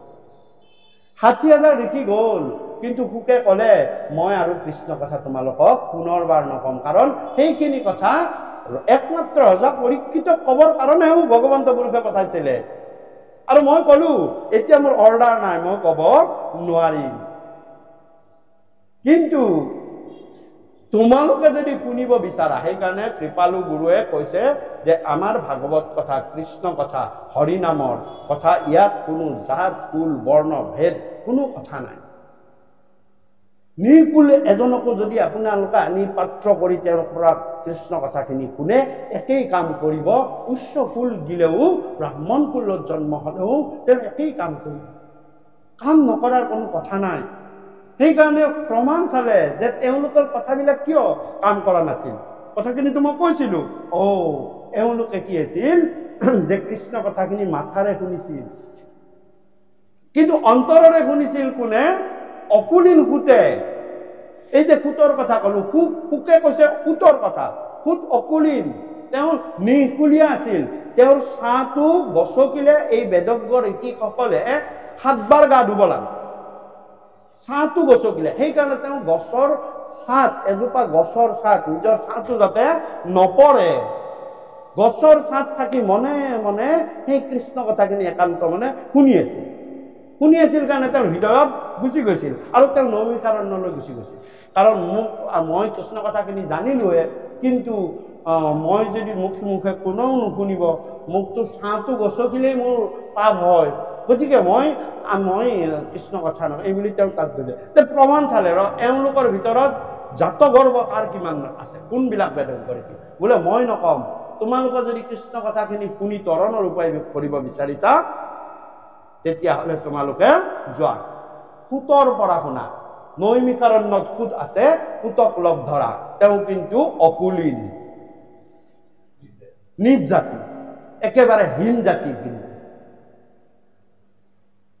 আৰু মনত ৰাখিবা, কলিযুগ আৰম্ভ হৈছে, তোমালোকৰ হোম তপ যাগ যজ্ঞ একো কাম নিদিয়ে। কাৰণ কলিযুগত কলিয়ে এই কৰ্মকাণ্ড, এই জ্ঞান কাণ্ড সমাপ্ত কৰি থাকে। একমাত্ৰ ভক্তিপন্থ, কৃষ্ণৰ নাম গুণ শ্ৰৱণ কীৰ্তন, এইহে ধৰ্ম নিৰূপী আছে। তেতিয়া 60,000 ঋষিয়ে বদৰিকাশ্ৰমৰ পৰা, শুকৰ আশ্ৰমৰ পৰা আকৌ নৈমিষাৰণ্যলৈ গুচি আহি থাকোঁতে মাজতে তেওঁলোকৰ দুভাগ হ'ল। 32,000 ক'লে আমি বেদজ্ঞ ঋষি, আমি মহাশাস্ত্ৰজ্ঞ, অকুলীন সুতৰ মুখৰ পৰা কৃষ্ণ কথা আমি নুশুনো। 32,000 গুচি গ'ল, থাকিলে কিমান? সংখ্যা লঘু। সেইকাৰণে আমাৰ ধৰ্মটো, ভাগৱত বিশ্বাসী সমাজত এতিয়া সংখ্যা লঘু। কৰ্মকাণ্ডীয় জ্ঞান কাণ্ডীয় পন্থাৰ সংখ্যা গুৰু। সেইকাৰণে কৈছে 28 সহস্ৰ ঋষি বেদত প্ৰধান। দেখিছেনে? তেওঁলোকো বেদজ্ঞ। আহি ক'লে কি যে বিষ্ণুৰ নৈমিষা সত্ৰ মহাপুণ্য স্থান, মান্য কৰি পুতক পাতিলা সত্ৰ তথা। চাওক, ইয়াত সত্ৰ শব্দটো মোৰ কৃপালু গুৰুৱে প্ৰথম আৰম্ভ কৰিছে। এইখন কেনেকুৱা সত্ৰ? আমাৰ যি সত্ৰ আছে, বৰপেটা সত্ৰ, মধুপুৰ সত্ৰ, বৰদোৱা সত্ৰ, বিভিন্ন সত্ৰ আছে আমাৰ, হয়নে? আচলতে এই সত্ৰটো কি জানেনে, যে সত্ৰ আপোনালোকে আবিধানিক অৰ্থ চালে পাব, সংস্কৃত অভিধানতো আছে, আমাৰ গোটেইখিনি অভিধান আছে, যে প্ৰথম এইটো সত্ৰ হৈছে সৎ যোগ আৰ্ত, সৎ যোগ আৰ্ত, সৎ উদ্দেশ্য এটা লৈ আৰ্তসকল আহি একত্ৰিত হোৱা স্থানকেই সত্ৰ বুলি কৈছে। ইয়াত কৃপালু গুৰুই যি সত্ৰ কৈছে সেয়া ক্ৰাইটেৰিয়া যুক্ত, কিছুমান বিধি আছে, নিয়ম আছে, আনুষ্ঠানিক, সেইটো আনুষ্ঠানিক সত্ৰ। যেনেকুৱা সত্ৰাধিকাৰ এজন থাকিব লাগিব, তাত কেৱলীয়া থাকিব লাগিব, বাঁহা থাকিব লাগিব, চিন বস্তু থাকিব লাগিব। গতিকে এই ক্ৰাইটেৰিয়া যুক্ত আনুষ্ঠানিক সত্ৰৰ কথা সেইমত নাই। সুতৰ ওচৰলৈ আহিছে নৈমিষাৰণ্য, তাত একো ক্ৰাইটেৰিয়া যুক্ত কথা নাই, যে সৎ উদ্দেশ্যে আৰ্তসকল আহি একত্ৰিত হোৱা স্থানতে সত্ৰ। আমাৰ এই অনুষ্ঠানটো আজিটো সত্ৰ সত্ৰীয়া অনুষ্ঠান, কাৰণ আমি আটাই ইয়াতে সৎ উদ্দেশ্য এটা লৈ আমি সকলোৱে আৰ্ত। ইয়াৰে কোন আৰ্ত নহয় কওক যে মই আৰ্ত নহয়? সংসাৰত হাবু ডুবু খাই শাৰীৰিক, মানসিক, সাংসাৰিক, সামাজিক আদি হাবু ডুবু খাই আমি সকলোৱে আৰ্ত হৈ পৰিছো। আৰ্তসকল আহি আমি সৎ উদ্দেশ্য এটা লৈ, কৃষ্ণ কথা শ্ৰৱণৰ উদ্দেশ্য এটা লৈ একত্ৰিত হৈ যি স্থানত আছো তাকেই সত্ৰ বুলি কৈছে। তাত কোন আছিল? তাত এই 28,000 ঋষি আৰ্ত হৈ আছে। কিয়? তেওঁলোকে কলি যুগত হোম তপ যাগ যজ্ঞ কৰিছিল, তৰণৰ উপায় পোৱা নাছিল, সেইকাৰণে তেওঁলোক আৰ্তসকল হৈ আহি তেওঁলোকে কি কৰিলে? মান্য কৰি সূতক পাতিলা সত্ৰ তথা। আমাকো এই অনুষ্ঠানতো এজনক প্ৰসংগ হলে বাপজনাক ভাগৱতৰ কাৰণে এই অভাজনে কিবা অলপমান কওঁ কাৰণে আৰু এই স্থানত আমাক মানে বহুৱাই, আপোনাৰ খবৰ আদেশত এইখিনি বহুৱাই আমি কৃষ্ণ কথা কবলৈ দিছে আৰু একান্ত মনে শুনি আছে। মান্য কৰি সূতক পাতিলা সত্ৰ তথা। মোক আপোনালোকে সোধা নাই বা নুসুধে, মই জানো যে আপুনি কোন জাতৰ, আপুনি কি সুধিব জানো? একো নুসুধে। আপোনালোকে মোক মান্যতা দিছে, আপোনালোকৰ মহামান্য আমি লাভ কৰি আমিও অভাজনে বহুত মানে পুণ্যৱান বুলি জীৱ বুলিয়ে ভাবিছো। আপোনালোকৰ নিচিনা পুণ্য জীৱৰ আমি মান পাওঁ। গতিকে সেইদিনা সূতকো মান্য কৰি সূতক পাতিলা সত্ৰ তথা। 32,000 কিন্তু মান্যও নকৰিলে, নাহিলেও, নুশুনিলেও। 28,000 আহি শুনিলে আৰু শুনি কি কৰিলে? যে সৌনক প্ৰমুখকে শুনে ভাগৱত কথা, আৰু শুনি কলে যে হে সূত, হে ৰাম হৈ পৰম ঈশ্বৰ দেৱ কৃষ্ণ না দেৱ নাৰায়ণ, তানে মহাভক্তিটো শ্ৰৱণ কীৰ্তন, ইহা কন জানি আন কৰ্ম কৰিম। দেখিছে যে আমি ইয়াক গম পোৱা নাছিলো, নাপায় আন কৰ্মবিলাক কৰি আছিলো। হে কৈও কৃষ্ণ কথা সুত যেন মতে তৰু, ইহা থেকে আমার মিলিল মহারঙ্গ, অরাম তুমি হেন মহন্ত পাইলু ভাগ্যে সঙ্গ,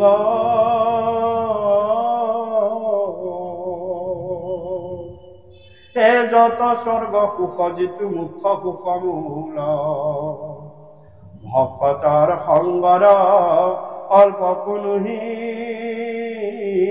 তুল, হে ৰাম আকাশে সঞ্চাৰে ৰবিৰ,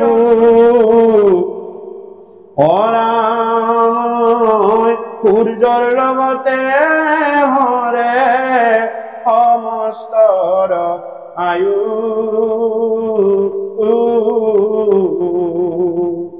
একখন মানে যিটো শুনে কৃষ্ণ কথা, তাৰ বিনে আনৰ জীৱন যায় বৃথা। কৃষ্ণ তয়ৰ পিয়াই আমি কৰো কৰ্ম যত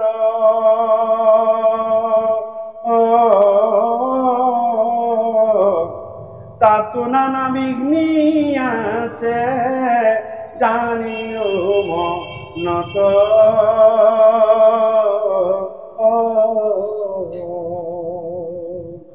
এতে কেপি আয়ু কৃষ্ণ চৰিত্ৰ অমৃত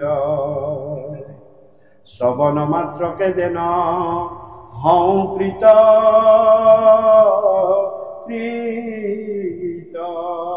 তেতিয়া বেদজ্ঞ 28,000 ঋষিয়ে পুতক মন নকৰি কবলৈ ধৰিলে, হে পুত, আজি আমাৰ মনটোত বহুত ৰং, বহুত ফূৰ্তি পাইছো, কাৰণ তুমি হেন মহন্তক ভাগ্যে পাই ল'লা। দেখিছেনে ইয়াত শব্দ এটা ব্যৱহাৰ কৰিলে, মহন্ত, যে যাৰ অন্তৰ মহান তাকে কৈছে মহন্ত, আৰু যাৰ অন্তৰ সৎ তাকে কৈছে সন্ত। সন্ত হবলৈ অন্তৰখন সৎ লাগিব, আৰু সৎ অন্তৰেৰে কৃষ্ণ কথা শ্ৰৱণ কৰাজনক সন্ত বুলি কৈছে। আৰু সতৰ পিছৰ পৰ্যায়টো আছে মহান যুগ অন্তৰ। অমৃত কথা সন্ত পৰ্যায়ত থাকি শ্ৰৱণ কৰে, যে মই একো নাজানো, শুদ্ধ অন্তৰেৰে অন্তৰখন যেতিয়া সৎ আৰু শুদ্ধ হৈ পৰে তাকে সৎ সন্ত বুলি কয়। আৰু এই ভাৱত থাকি কৃষ্ণ কথা শ্ৰৱণ কৰাজনক কৈছে সন্ত। সন্ত পৰ্যায়ত থাকি সুতে শুকৰ পৰা সেই গছৰ তলত থাকিয়ে কৃষ্ণ কথা শ্ৰৱণ কৰে। আৰু এতিয়া সেই অমৃত কথাখিনি অকলে খাই থোৱা নাই, তেওঁ কি কৰিছে, ইমান কথা আমি সামান্য ৰসগোল্লা এটা পালে লুকাই চুৰাই যে অকলে খাম বুলি থৈ দিওঁ, কিন্তু তেওঁ অমৃত পাইছে, অমৃত পাই কৈছে যে মই বিলাই দিম আৰু 10টাক দি দিম, 10টাও তৰক, মইতো তৰিমেই, 10টা তৰক। মহান যুগ অন্তৰ, কিমান অন্তৰ মহান হব লাগে। তেওঁ পৰম ধন পাইছে, অকলে তৰণৰ কথা চিন্তা কৰা নাই।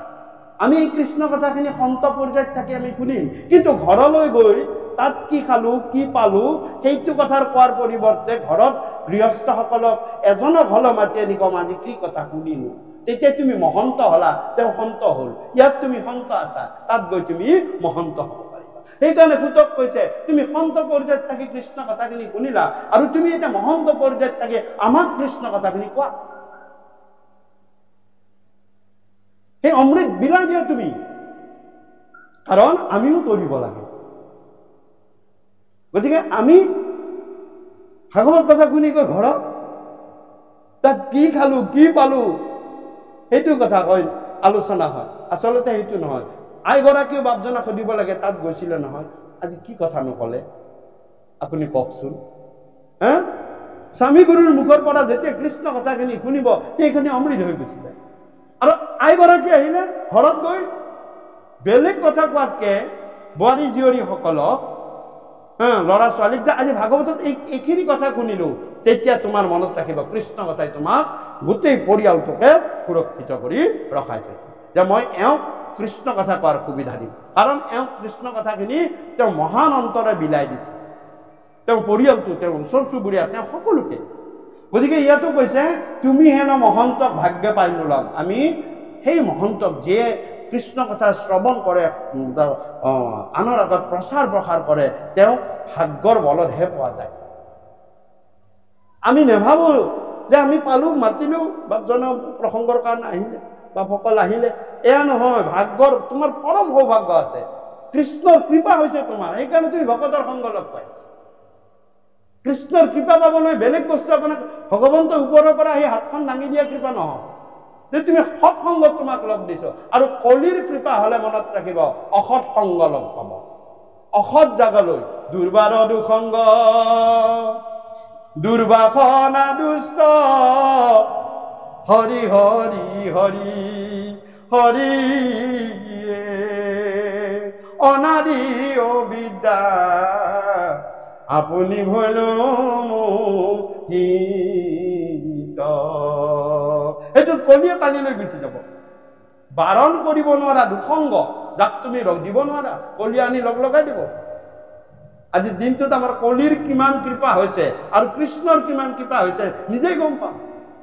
গতিকে ইয়াতো কৈছে যে ভকতৰ সংগৰ অল্পকো নহিতুল, একক্ষণ মানে যিটো শুনে কৃষ্ণ কথা তাৰ বিনে আমানৰ জীৱন যায় বৃথা। এইটো কি কথা? যে এখন মানে কৃষ্ণ কথা শুনা বাহিৰে যিখিনি আন গ্ৰাম্য কথা শ্ৰৱণ কীৰ্তন কৰি আছে তেওঁৰ জীৱনটো বৃথাই যোৱা বুলি ভাগৱতে কৈছে। কথাটো কি? কথাটো যমে ভগৱন্তক সুধিছে, প্ৰভু মই কলিযুগত কৃষ্ণ কথা শুনাৰ কোনো সুবিধা নাপাম নেকি? কাৰণ মই যিফালে যাওঁ মোতকৈ আগতে জীৱবিলাক দৌৰ মাৰে, মোৰ ইমান ভয় কৰে, মই কাৰ হিচাপে যাওঁ? তেতিয়া ভগৱন্ত গুৰুকে কৈছে যে হে জন, কিয় নাপাবা? তুমি 12 বৈষ্ণৱৰ ভিতৰত তুমিও আছা। মোৰ বৈষ্ণৱে যদি কৃষ্ণ কথা শুনিবলৈ নাপায় কোনে শুনিব? তুমি পাবা, তুমি থাকিবই লাগিব। কিন্তু হে জন, য'ত মোৰ কথাৰ শ্ৰৱণ কীৰ্তন হৈ থাকে তাত তুমি যম ৰাজা হিচাপে থাকিব নোৱাৰা। তাত কি থাকিবা? বৈষ্ণৱ হিচাপে থাকিবা। আৰু য'ত বৈষ্ণৱ হিচাপে থাকিবা তাত তুমি কোনো জীৱৰ সেইখিনি সময়ত আয়ু ক্ষয় কৰিব নোৱাৰিবা। ক্ষয় নোহোৱা মানে পৰমায়ু লাভ হ'ল। সেইকাৰণে কয় কৃষ্ণ কথা শ্ৰৱণ কীৰ্তন কৰিলে পৰমায়ু লাভ হয়। অৰ্থাৎ তোমাৰ জীৱনৰ ঘড়ীটো যিটো যমৰ নিয়মৰ ঘড়ী সেইটো বন্ধ হৈ আছে। যে কেতিয়ালৈ? যেতিয়ালৈ কৃষ্ণ কথাখিনি একান্ত মনে শ্ৰৱণ কৰি আছা। আৰু প্ৰতিদিনত 24 ঘণ্টাত যদি 1 ঘণ্টাও আমি সৎসংগত কৃষ্ণ কথা শ্ৰৱণ কৰিব পাৰো, এটা দিনত 1 ঘণ্টা বঢ়া মানে সপ্তাহত 7 ঘণ্টা, এমাহত 30 ঘণ্টা, এবছৰত 365 ঘণ্টা। এনেকে মোৰ কৃপালু গুৰুসকলে, আটা পুৰুষসকলে প্ৰতিটো দিনতে 1 ঘণ্টাকে অতি গুৰু কৃপালু গুৰুজনেতো আগবেলা পিছবেলা 2 বেলা ভাগৱত কথা কয়। কিয় কয়? যে এই পৰমায়ু বৃদ্ধি কৰে। তাৰ ব্যতিৰিকে হে জন, তাৰ ব্যতিৰিকে য'ত গ্ৰাম্য কথা ওলাব তাত কিন্তু জীৱৰ আয়ু ক্ষয় গৈ থাকিব, তেওঁৰ জীৱনটো বৃথাই গৈ থাকিব। বাকীখিনি এইখিনি জীৱৰ কিন্তু আয়ু লাভ হব। জন সেইকাৰণে ইয়াতো ধৰক এতিয়া 6টা বাজিছে, আমাৰ ঘৰতো 6টা বাজিছে, কিন্তু আমি কৃষ্ণ কথাখিনি যেতিয়া শুনি আছো এইখিনি 6টা কিন্তু ৰৈ আছে। কেতিয়া শেষ হ'ব? যেতিয়া কৃষ্ণ কথা শেষ হ'ব, গ্ৰাম্য কথা ওলাব, আকৌ গুৰ গুৰকে সেই সমানত গুচি আহিব। এতিয়া কেতিয়া গম পাম? এই অন্তিম সময়ৰ পিছত গম পাবা মোৰ পৰমায়ু বাহিৰ। কেনেকে? এটা নামে এক নামে এবাৰ নাম বুলিছিলে, নাৰায়ণ বুলিছিলে অজামিলক 18 বছৰ পৰমায়ু দি দিলে। 18 বছৰ। কাৰণ 88 বছৰত, অজামিলৰ 88 বছৰত এই ঘটনাটো ঘটিছিলে। 3টা যমদূতে আহি মাৰিছিল। পুতেক পুত্ৰ বুলি নাৰায়ণ বুলি চিঞৰি দিলে। পুতেকৰ নাম তত্ত্ব হিচাপেও নহয়, পুতেকৰ নাম চিঞৰি দিলে। দিয়াৰ লগে লগে আহি গ'ল বিষ্ণুদূত। আপোনালোকে জানে কাহিনীটো। আৰু জীৱ বাস কৰি ওলোৱা জীৱ সেই একে শৰীৰতে বিষ্ণুদূতে সোমাই দিলে। 4টা বিষ্ণুদূত আহিছিলে, যমদূত 3টাৰ কথা কলো। 4টা বিষ্ণুদূত, সুবাত, সুকণ্ঠী, সুদৰ্শন আৰু বন্ধছেদক। সুবাতে কি কৰিলে? তেওঁৰ শ্বাস নলীটো উশাহ ল'ব পৰা কৰি দিলে। সুকণ্ঠী কণ্ঠনলীটোত তেওঁৰ মাত আহিলে, সেইকাৰণে তেওঁ স্তুতি কৰিছে পিছত বিষ্ণু। আগৰবাৰ কিন্তু বন্ধ হৈ গৈছিলে। কণ্ঠটো যেতিয়া সুবাতে যেতিয়া সুবাতে শ্বাস নিশ্বাস আনি দিলে, মৰিছিলে, শ্বাস নিশ্বাস আহি গ'ল, আকৌ হাতটো চলিব পৰা হ'ল। তাৰপিছত কণ্ঠীয়ে কি কৰিলে? গোটেই শ্বাস প্ৰশ্বাস যে হেঁচা মাৰি ধৰিলে, কফে হেঁচা মাৰি ধৰিছে, সেইটো ক্লিয়াৰ কৰি দিলে। তেওঁ স্তুতি কৰিব পৰা হ'ল। বিষ্ণু দূতসকলক স্তুতি কৰিছে পিছত। আৰু সুদৰ্শন, তেওঁ চকুৰে ধোঁৱা মোৱা দেখিছিলে। যেতিয়া যমদূতে হেঁচা মাৰি ধৰে, ধোঁৱা মোৱা, কাকো একো চিনি নাপায়, ধোঁৱা মোৱা দেখিছিলে। আৰু পিছত গৈ তেওঁ স্পষ্টকে দেখিছে যে যমদূত আৰু বিষ্ণুদূতৰ মাজত তৰ্কাতৰ্কি কিবা লাগি আছে। সেইটো দেখা পোৱা হ'ল, সেইটো সুদৰ্শনৰ কাম। আৰু বন্ধছেদন, যমদূতে যে কৰ্ম বান্ধনৰ ৰছীৰে বান্ধিছিলে, সেই বন্ধছেদনে কৰিলে কি, যে গোটেই কৰ্মবন্ধ নাশ কৰিলে। কৰ্মবন্ধ কৰি না বৈকুণ্ঠে পাইলে কবা, ইটো অতি বিদিত সংসাৰে। দয়াত ঠাকুৰ হৰিত লিখিছে, মোৰ কৃপালু গুৰু, হয়নে? গতিকে চাওক, কিয় হ'ল এই ঘটনাটো 88 বছৰত হৈছিলে, কিন্তু তাৰ পিছত সেই অজামিলে 108 বছৰ, 106 বছৰ, 106 বছৰত তেওঁ আকৌ বিষ্ণুদূতে আহি বৈকুণ্ঠলৈ লৈ গ'ল। এটা নাৰায়ণ নামে 18 বছৰ কাল পৰমায়ু দিলে। আমাক আজিৰ বিজ্ঞান যুগত, অত্যাধুনিক বিজ্ঞানৰ যুগত এটা টেবলেটৰ নাম কওকচোন, যে 18 ঘণ্টা আপোনাক পৰমায়ু দিব পাৰে। আজিলৈকে এটা 18 ঘণ্টা পৰমায়ু দিব পাৰে নিশ্চিত। তাৰমানে এইটো টেবলেট খালে তুমি 18 ঘণ্টা তোমাৰ কৈছে নহয়, মই সময় ফিক্স কৰি থৈ দিছো, নিমেই মই, কোনোৱে ৰাখিব নাই পাৰিব। এটা মোৰ নামে পাৰিব। 18 বছৰ অজামিল উদাহৰণ চাওক। গতিকে কৈছে যে সেইখিনি জীৱৰ আয়ু হৈ গ'ল আৰু এইখিনি জীৱৰ আয়ু লাভ হ'ল। সেইকাৰণে ইয়াতে কৈছে, আৰু তাৰপিছত কৈছে কৃষ্ণত অৰ্পিয়া আমি কৰো কৰ্মযত, তাতো নানা বিঘ্নি আছে জানিলো মনত। এইটো প্ৰশ্নৰ উত্তৰ আপোনালোকে এতিয়া দিব পাৰিব। সুন্দৰ, যে কৃষ্ণত অৰ্পণ কৰি কামটো কৰি আছো, কিন্তু নানা বিঘিনি পাই আছো দেখোন। তাৰমানে কৃষ্ণক অৰ্পণ কৰি কামটো কৰাৰ পিছত কিয় বিঘিনি হৈছে? যে কৃষ্ণক অৰ্পিয়া আমি কৰো কৰ্মযত। কৰ্মবিলাক কি? কৰ্ম এই যে হোম তপ যাগ যজ্ঞ, এইবিলাক তেওঁলোকে কৃষ্ণৰ অৰ্পণ কৰি আছে, কিন্তু যুগ ধৰ্ম নহয়, কাম কৰ পৰা কৰিব? আমি হোম তপ যি যাগ যজ্ঞ কৰিছো, কৃষ্ণক অৰ্পণ কৰিছো, কিন্তু বিঘিনি পাই আছো। কাৰণটো কি? কলিয়ে মাদাম তোমাক বাধা দিছে। আৰু কলি যুগত তেওঁ সফল হ'ব নিদিয়ে। কৰ্মকাণ্ডৰে যদি কৰ্মৰে যদি তুমি যোৱা, তোমালোকে কি হয়, 6টা বাধা পাবা, হয়নে? কৰ্মৰে যদি, অৰ্থাৎ এই হোম তপ যাগ যজ্ঞ বলি বিধান পূজা পাৰ্বণ, এইখিনি কৰ্মকাণ্ডীয় বস্তু। এইখিনিত যদি যোৱা, তোমাক কলিয়ে 6 ধৰণে বাধা দিব। স্থান, কাল, পাত্ৰ, দ্ৰব্য, মন্ত্ৰ, ক্ৰিয়া। স্থানেৰে বাধা দিব, কাল সময়ৰে বাধা দিব, দ্ৰব্য বস্তুৰে বাধা দিব, ধৰণে বিসংগতি হ'ব। মন্ত্ৰ উচ্চাৰণত বাধা পাবা, আৰু দ্ৰব্য, মন্ত্ৰ, ক্ৰিয়া আৰু ক্ৰিয়া কৰ্মবিলাক। গতিকে এই 6টাৰে তোমাক বাধা দিব। আৰু জ্ঞানেৰে যদি তুমি যোৱা, ধ্যান, ধাৰণা, সমাধি, ধ্যানটো তোমাৰ কনচেন্ট্ৰেশ্যন নাহিব, কলিয়ে তোমাক অন্যমনস্ক কৰি দিব, সেই ধ্যানৰ কাম নাই। ধাৰণা, তোমাৰ কৃষ্ণৰ যিটো ধাৰণা, সেই ধাৰণাটো তুমি উপলব্ধি কৰিব নোৱাৰিবা, কলিয়ে খেলিমেলি কৰিব। সমাধিটো যাবলৈ তোমাৰ স্থিৰতাই নাইকিয়া হ'ব, হয়নে? গতিকে ঋষিসকলেও যদি যজ্ঞ কৰিছে, যদিও বেদজ্ঞ, তেওঁলোকে ধ্যান, ধাৰণা, সমাধিত তেওঁলোকে বাধা পাইছে। আৰু স্থান, কাল, পাত্ৰ, দ্ৰব্য, মন্ত্ৰ, ক্ৰিয়াৰে বাধা পাইছে।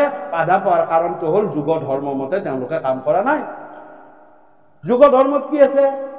সত্য যুগে ধ্যান, ত্ৰেতা যুগে যজ্ঞ, দ্বাপৰ যুগত পূজা। কলিত হৰিৰ কীৰ্তন বিনাই আৱৰ নাহিকে দুজা।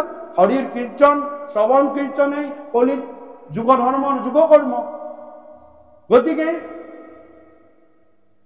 কলিত যিটো যুগ ধৰ্ম যুগ কৰ্মৰ কাৰণে মানে তোমালোকে কৰা নাই তেওঁলোকে, আৰু সেইকাৰণে তেওঁলোকে তাত বাধা পাইছে। কিন্তু আমাৰ কৃপালু গুৰু মাধৱ মহাপুৰুষে কি বুলি ক'লে? যে ঋষিসকলেও তাকেই কৈছে, যে আচলতে আমি দুৰ্ঘোৰ কলি প্ৰৱেশ কৰিছে, আমি জানিলো, কলি আহি প্ৰৱেশ কৰিছে আমি জানিছো, কিন্তু আমি যুগ ধৰ্মৰ কাম নকৰিলো।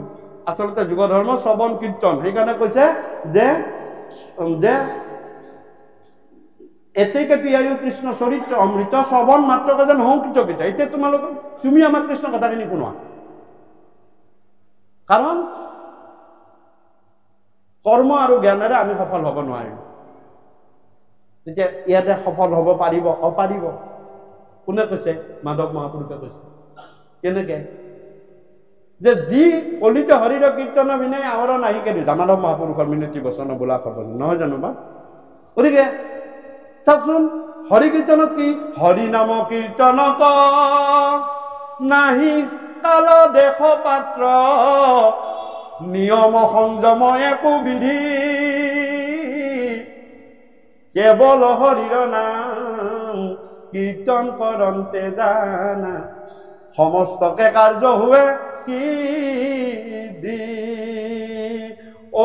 যি হৰিনাম কীৰ্তন আছিলে তাত কোনো হৰিনাম কীৰ্তনতা নাই, কোনো স্থানৰ কোনো দৰকাৰ নাই। যি স্থানতে লোৱা তোমাৰ সেই স্থানতে হ'ব। নাহি স্থান দেখ কাল পাত্ৰ, কোনো কালৰ কথা নাই। সন্ধ্যা উপাসনা তুমি যিকোনো সময়ত তুমি কৃষ্ণ নাম ল'ব পাৰা। নাহি কাল দেখ পাত্ৰ, কোনো পাত্ৰৰ কোনো কথা নাই। উচ্চ নিচ কোনো কথা নাই। নিয়ম সংযম কবিধি, এই যে মই অলপ আগত ক'লো স্থান কাল পাত্ৰ দ্ৰব্য মন্ত্ৰ ক্ৰিয়া, ইয়াত এইবিলাকৰ নিয়ম নাই। আৰু সেইকাৰণে হৰিনাম কলিযুগত শ্ৰেষ্ঠ ধৰ্ম।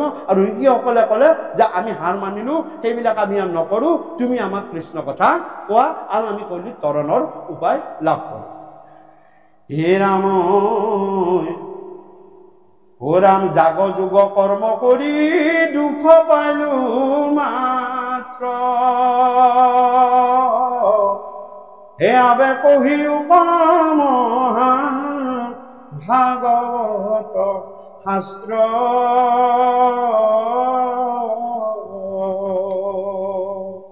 কৃষ্ণ কথা ইটো অমৃতটো কৰি সাদ, শুনো সুত সুত হে কোনো সুত সুক পৰি ভিতৰ মাদ। কৃষ্ণ গতিকে সেই সুখ অমৃততকৈ অমৃত, মহা অমৃত কৃষ্ণ কথা তুমি আমাক কোৱা।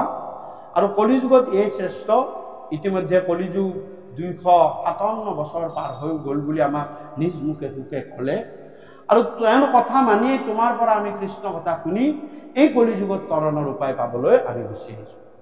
চাওক, কোনে কৈছে? এইবিলাক বেদজ্ঞ শাস্ত্ৰজ্ঞ ঋষিসকলে কৈছে।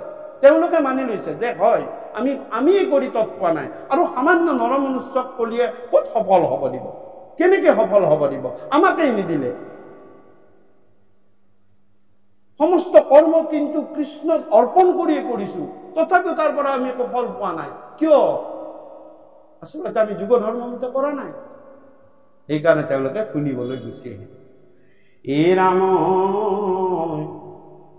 হে ৰাম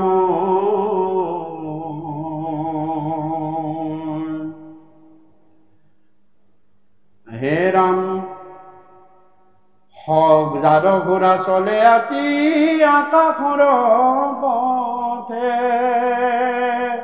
শশগৰা পৃথিৱী নীলায়ে কৰথে, জম্বুদ্বীপপতি পৰীক্ষিত মহাবীৰ, তৰুণ কালতে কেনে তেজিলা শৰীৰ, ভিত্ত যেন খাতে পৃথিৱীৰ ৰাজাজত, হে কৃষ্ণ তভ কত তেন্তে মহাভাগৱত,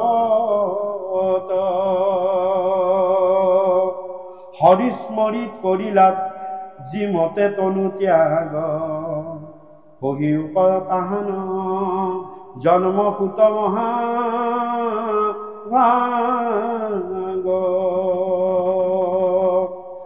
হে ৰাম হৰিস্মৰি হে ৰাম, বিষ্ণু বৈষ্ণৱৰ কিঞ্চি একো নাহি ভেদ, দুইৰো কথা কৰে পাত কৰস্কন্ধ ছেদ। কৃষ্ণ। আৰু তেওঁলোকে সুতক আনো পৰীক্ষিত সম্পৰ্কীয় কিছুমান প্ৰশ্ন সুধিব ধৰিলে, কাৰণ তেওঁলোকে নাজানে পৰীক্ষিতৰ বিষয়ে ডিটেইলছ। তেওঁলোকে জানিব বিচাৰিছে যে কিয় ডেকা কালতে 45 বছৰ বয়সতে তৰুণ কালতে কিয় ৰজাক সাপে ফুটালে, তেওঁ হৰিস্মৰি কেনেকে তৰণৰ উপায় পালে, এইটো ডাঙৰ কথা। আমিতো তৃপ্তিয়ে নাজানিছিলো। তেতিয়া ক'লে নহয়, আচলতে কৃষ্ণ কথা শুনিলে প্ৰথমতে কৃষ্ণ শৰণ ল'ব লাগিব। শৰণ লৈ কৃষ্ণ কথা শুনিলে তোমালোকৰ কৃষ্ণ কথাখিনি হৃদয়ত যাব। আৰু তেতিয়াহ'লে সেই বেদজ্ঞ শাস্ত্ৰজ্ঞ ঋষিসকলে সেই সুত মান্য কৰি তেওঁক গুৰু মানি শৰণ লয় যে আপোনাৰ প্ৰথম আমি শৰণ লৈ গৈছোঁ, আপুনি এতিয়া আমাক কৃষ্ণ কথা কওক। তেতিয়া অকুলীন সুতে কি বুলি ক'লে জানেনে? হে ৰাম হেন শুনি সুতে বিনা অন্তয় অৱনতে আমি অকুলীন হেন আছিল মনতে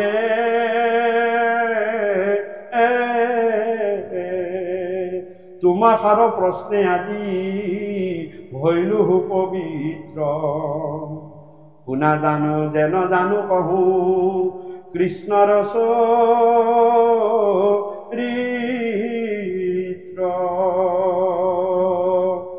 সাহসেক কথা কোনে কহিবে স্বরূপে যেন পক্ষী উড়য় পাহাড়য় অনুরূপে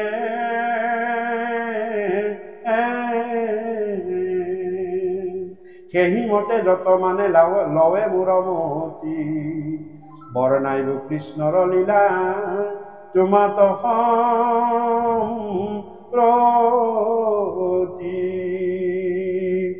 হে গ্ৰাম্য কথা কথনে মলিন হৈ বাণী তাক শুদ্ধ কৰো কৃষ্ণ কথা কব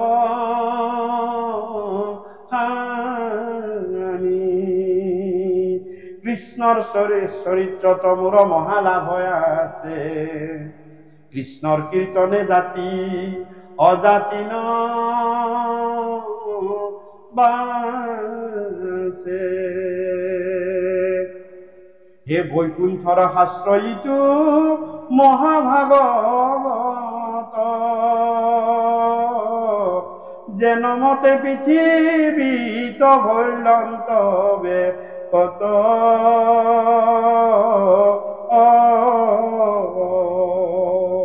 হে যিমতে কৰিলা শাস্ত্ৰ ব্যাস সৰ্বজান প্ৰথমে হৰিক স্মৰি শুনা সাৱধান।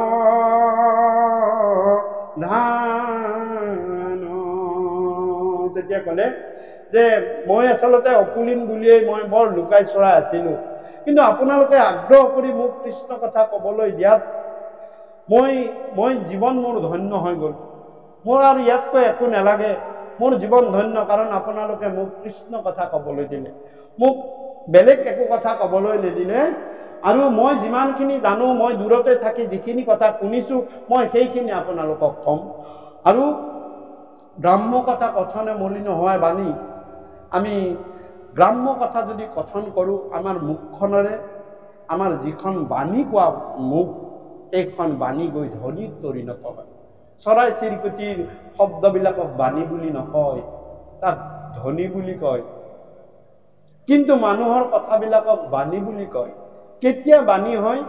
বাণৰ লগত বাণী শব্দটোৰ মানে সংলগ্নিত আছে। বাণৰ পৰা বাণী হৈছে বতাকাৰে বা মূৰ্ধন্য ন বাণ, বাণ মানে শৰ, তাত দীৰ্ঘই মানে কি?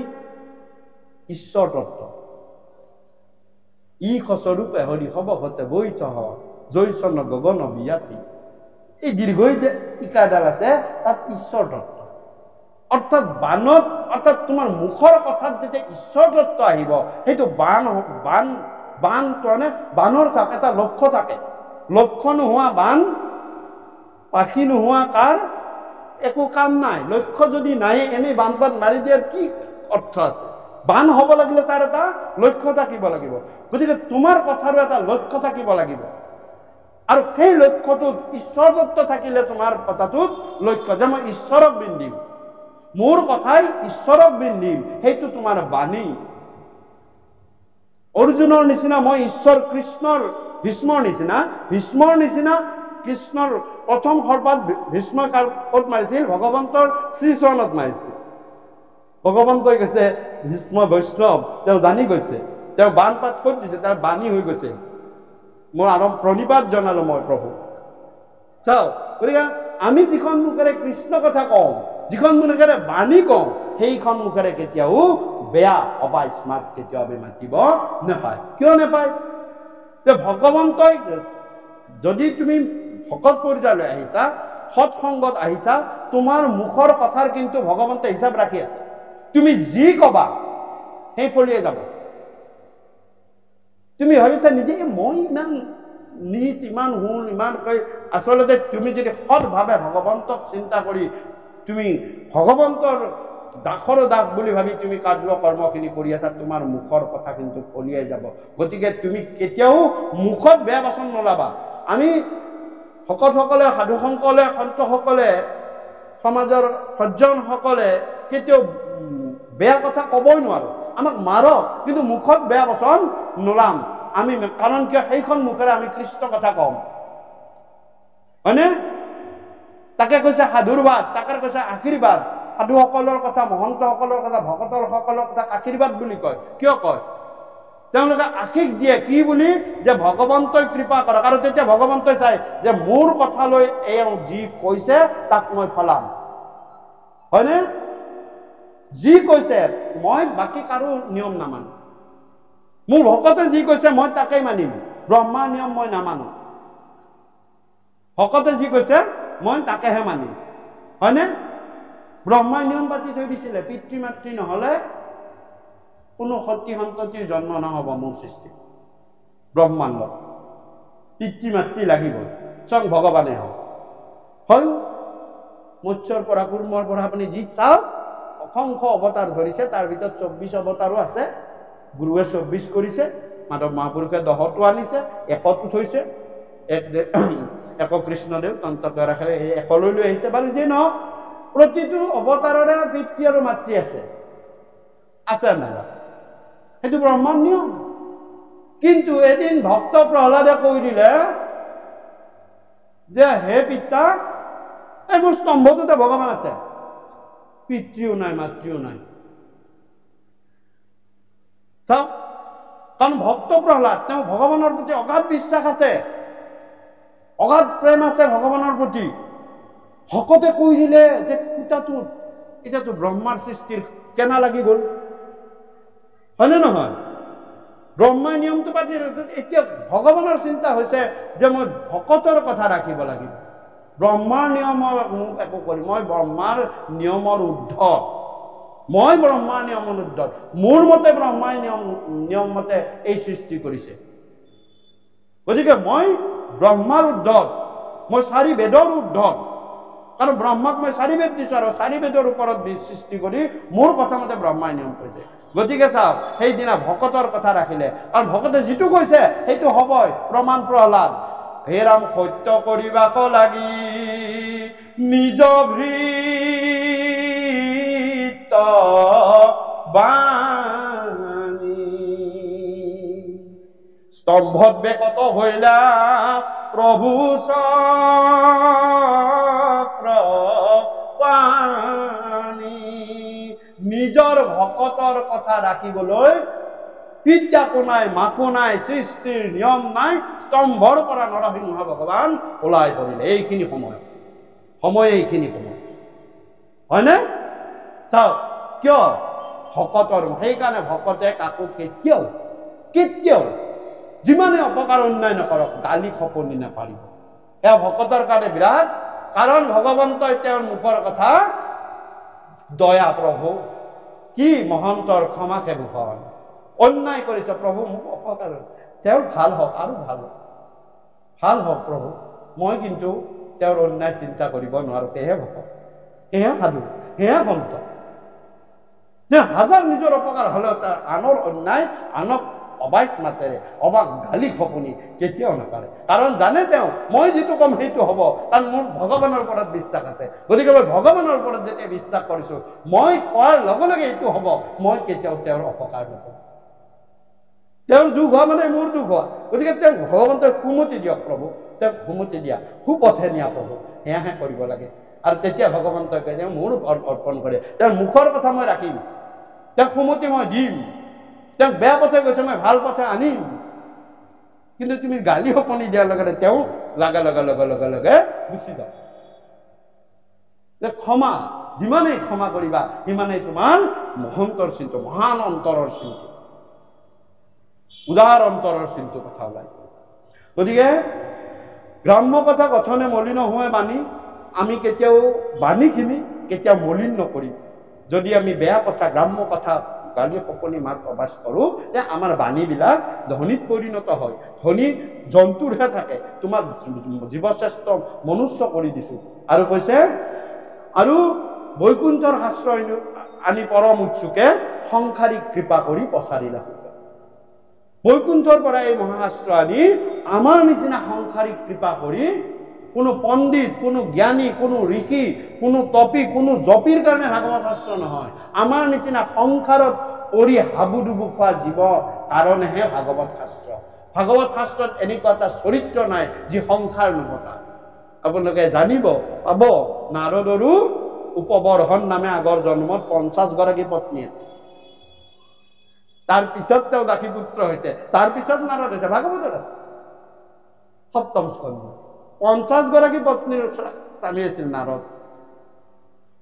সংসাৰ কেনেকে পাতিব লাগে, সংসাৰ কৰি কেনেকে আঁকিব লাগে, ভাগৱতত প্ৰতিটো স্কন্ধতে এই কথাই আছে। যি স্কন্ধই নপৰক আপোনালোকে, সংসাৰ কৰি কেনেকে জীৱ তৰিব লাগে এই কথা একমাত্ৰ ভাগৱত আছে। আপোনাৰ গীতাতো নাই। গীতাত কৈছে তুমি কৰ্ম কৰা, তোমাৰ স্বধৰ্ম ৰক্ষা কৰি তোমাৰ জীৱনটো কৰ্মৰ মাজেৰে তুমি আগবঢ়াই দিয়া, কৰ্মই তোমাৰ ধৰ্ম সাধন হ'ব। সেইটো উদ্দেশ্য দেখাইছে গীতাত।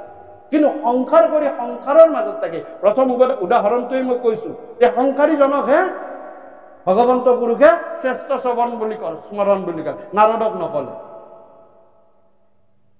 গতিকে এই কথাৰে আৰু কলে যে বৈকুণ্ঠৰ শাস্ত্ৰ এইটো মহাভাগৱত কেনেদৰে আহি এই পৃথিৱীত উপস্থাপন হয়। গতিকে প্ৰথমতে শুকে কলে ৰজা পৰীক্ষিতক, এইটো শুকৰ পৰা আহিলে যে প্ৰভু ভগৱন্ত নাৰায়ণে ব্ৰহ্মাক কলে, ব্ৰহ্মাক 4টা শ্লোক দিলে, সেইকাৰণে ভাগৱতক চতুশ্লোকী ভাগৱত বুলি কয়। কেইটা দিলে? 4টা। ব্ৰহ্মাই ভগৱানে 4টা শ্লোক দিলে, আৰু ব্ৰহ্মাই দিলে নাৰদক তাৰ লগত 2টা যোগ কৰি, এইটো 6টা হল। নাৰদে দিলে ব্যাসক তাৰ লগত 2টা যোগ কৰি, হয়নে? এইটো 6 2 8টা হল। ব্যাসে দিলে শুকক তাৰ লগত 2টা যোগ কৰি, 8 2 10টা হল। শুকে যেতিয়া পৰীক্ষিতক কয় তেওঁৰ লগত তাতে আৰু 2টা আশ্ৰয় আৰু তৰণ আৰু আশ্ৰয়, এই 2টা যোগ কৰি দিয়াত হল 12টা। সেইকাৰণে শেষত গৈ ই 12 স্কন্ধীয় ভাগৱত। অনন্ত নাৰায়ণে সূৰ্য নাৰায়ণক দিলে। সূৰ্য নাৰায়ণৰ পৰা আহিলে অনন্ত নাৰায়ণে সূৰ্য নাৰায়ণক দিলে, সূৰ্য নাৰায়ণে দৈপায়নক দিলে, দৈপায়নে মৈত্ৰেয়ক দিলে, মৈত্ৰেয় আনি বিদুৰক দিলে। সেইটো অনন্ত সম্প্ৰদায়, এইটো হল নাৰায়ণ সম্প্ৰদায়। গতিকে এনেদৰে ভাগৱত আহিছিলে।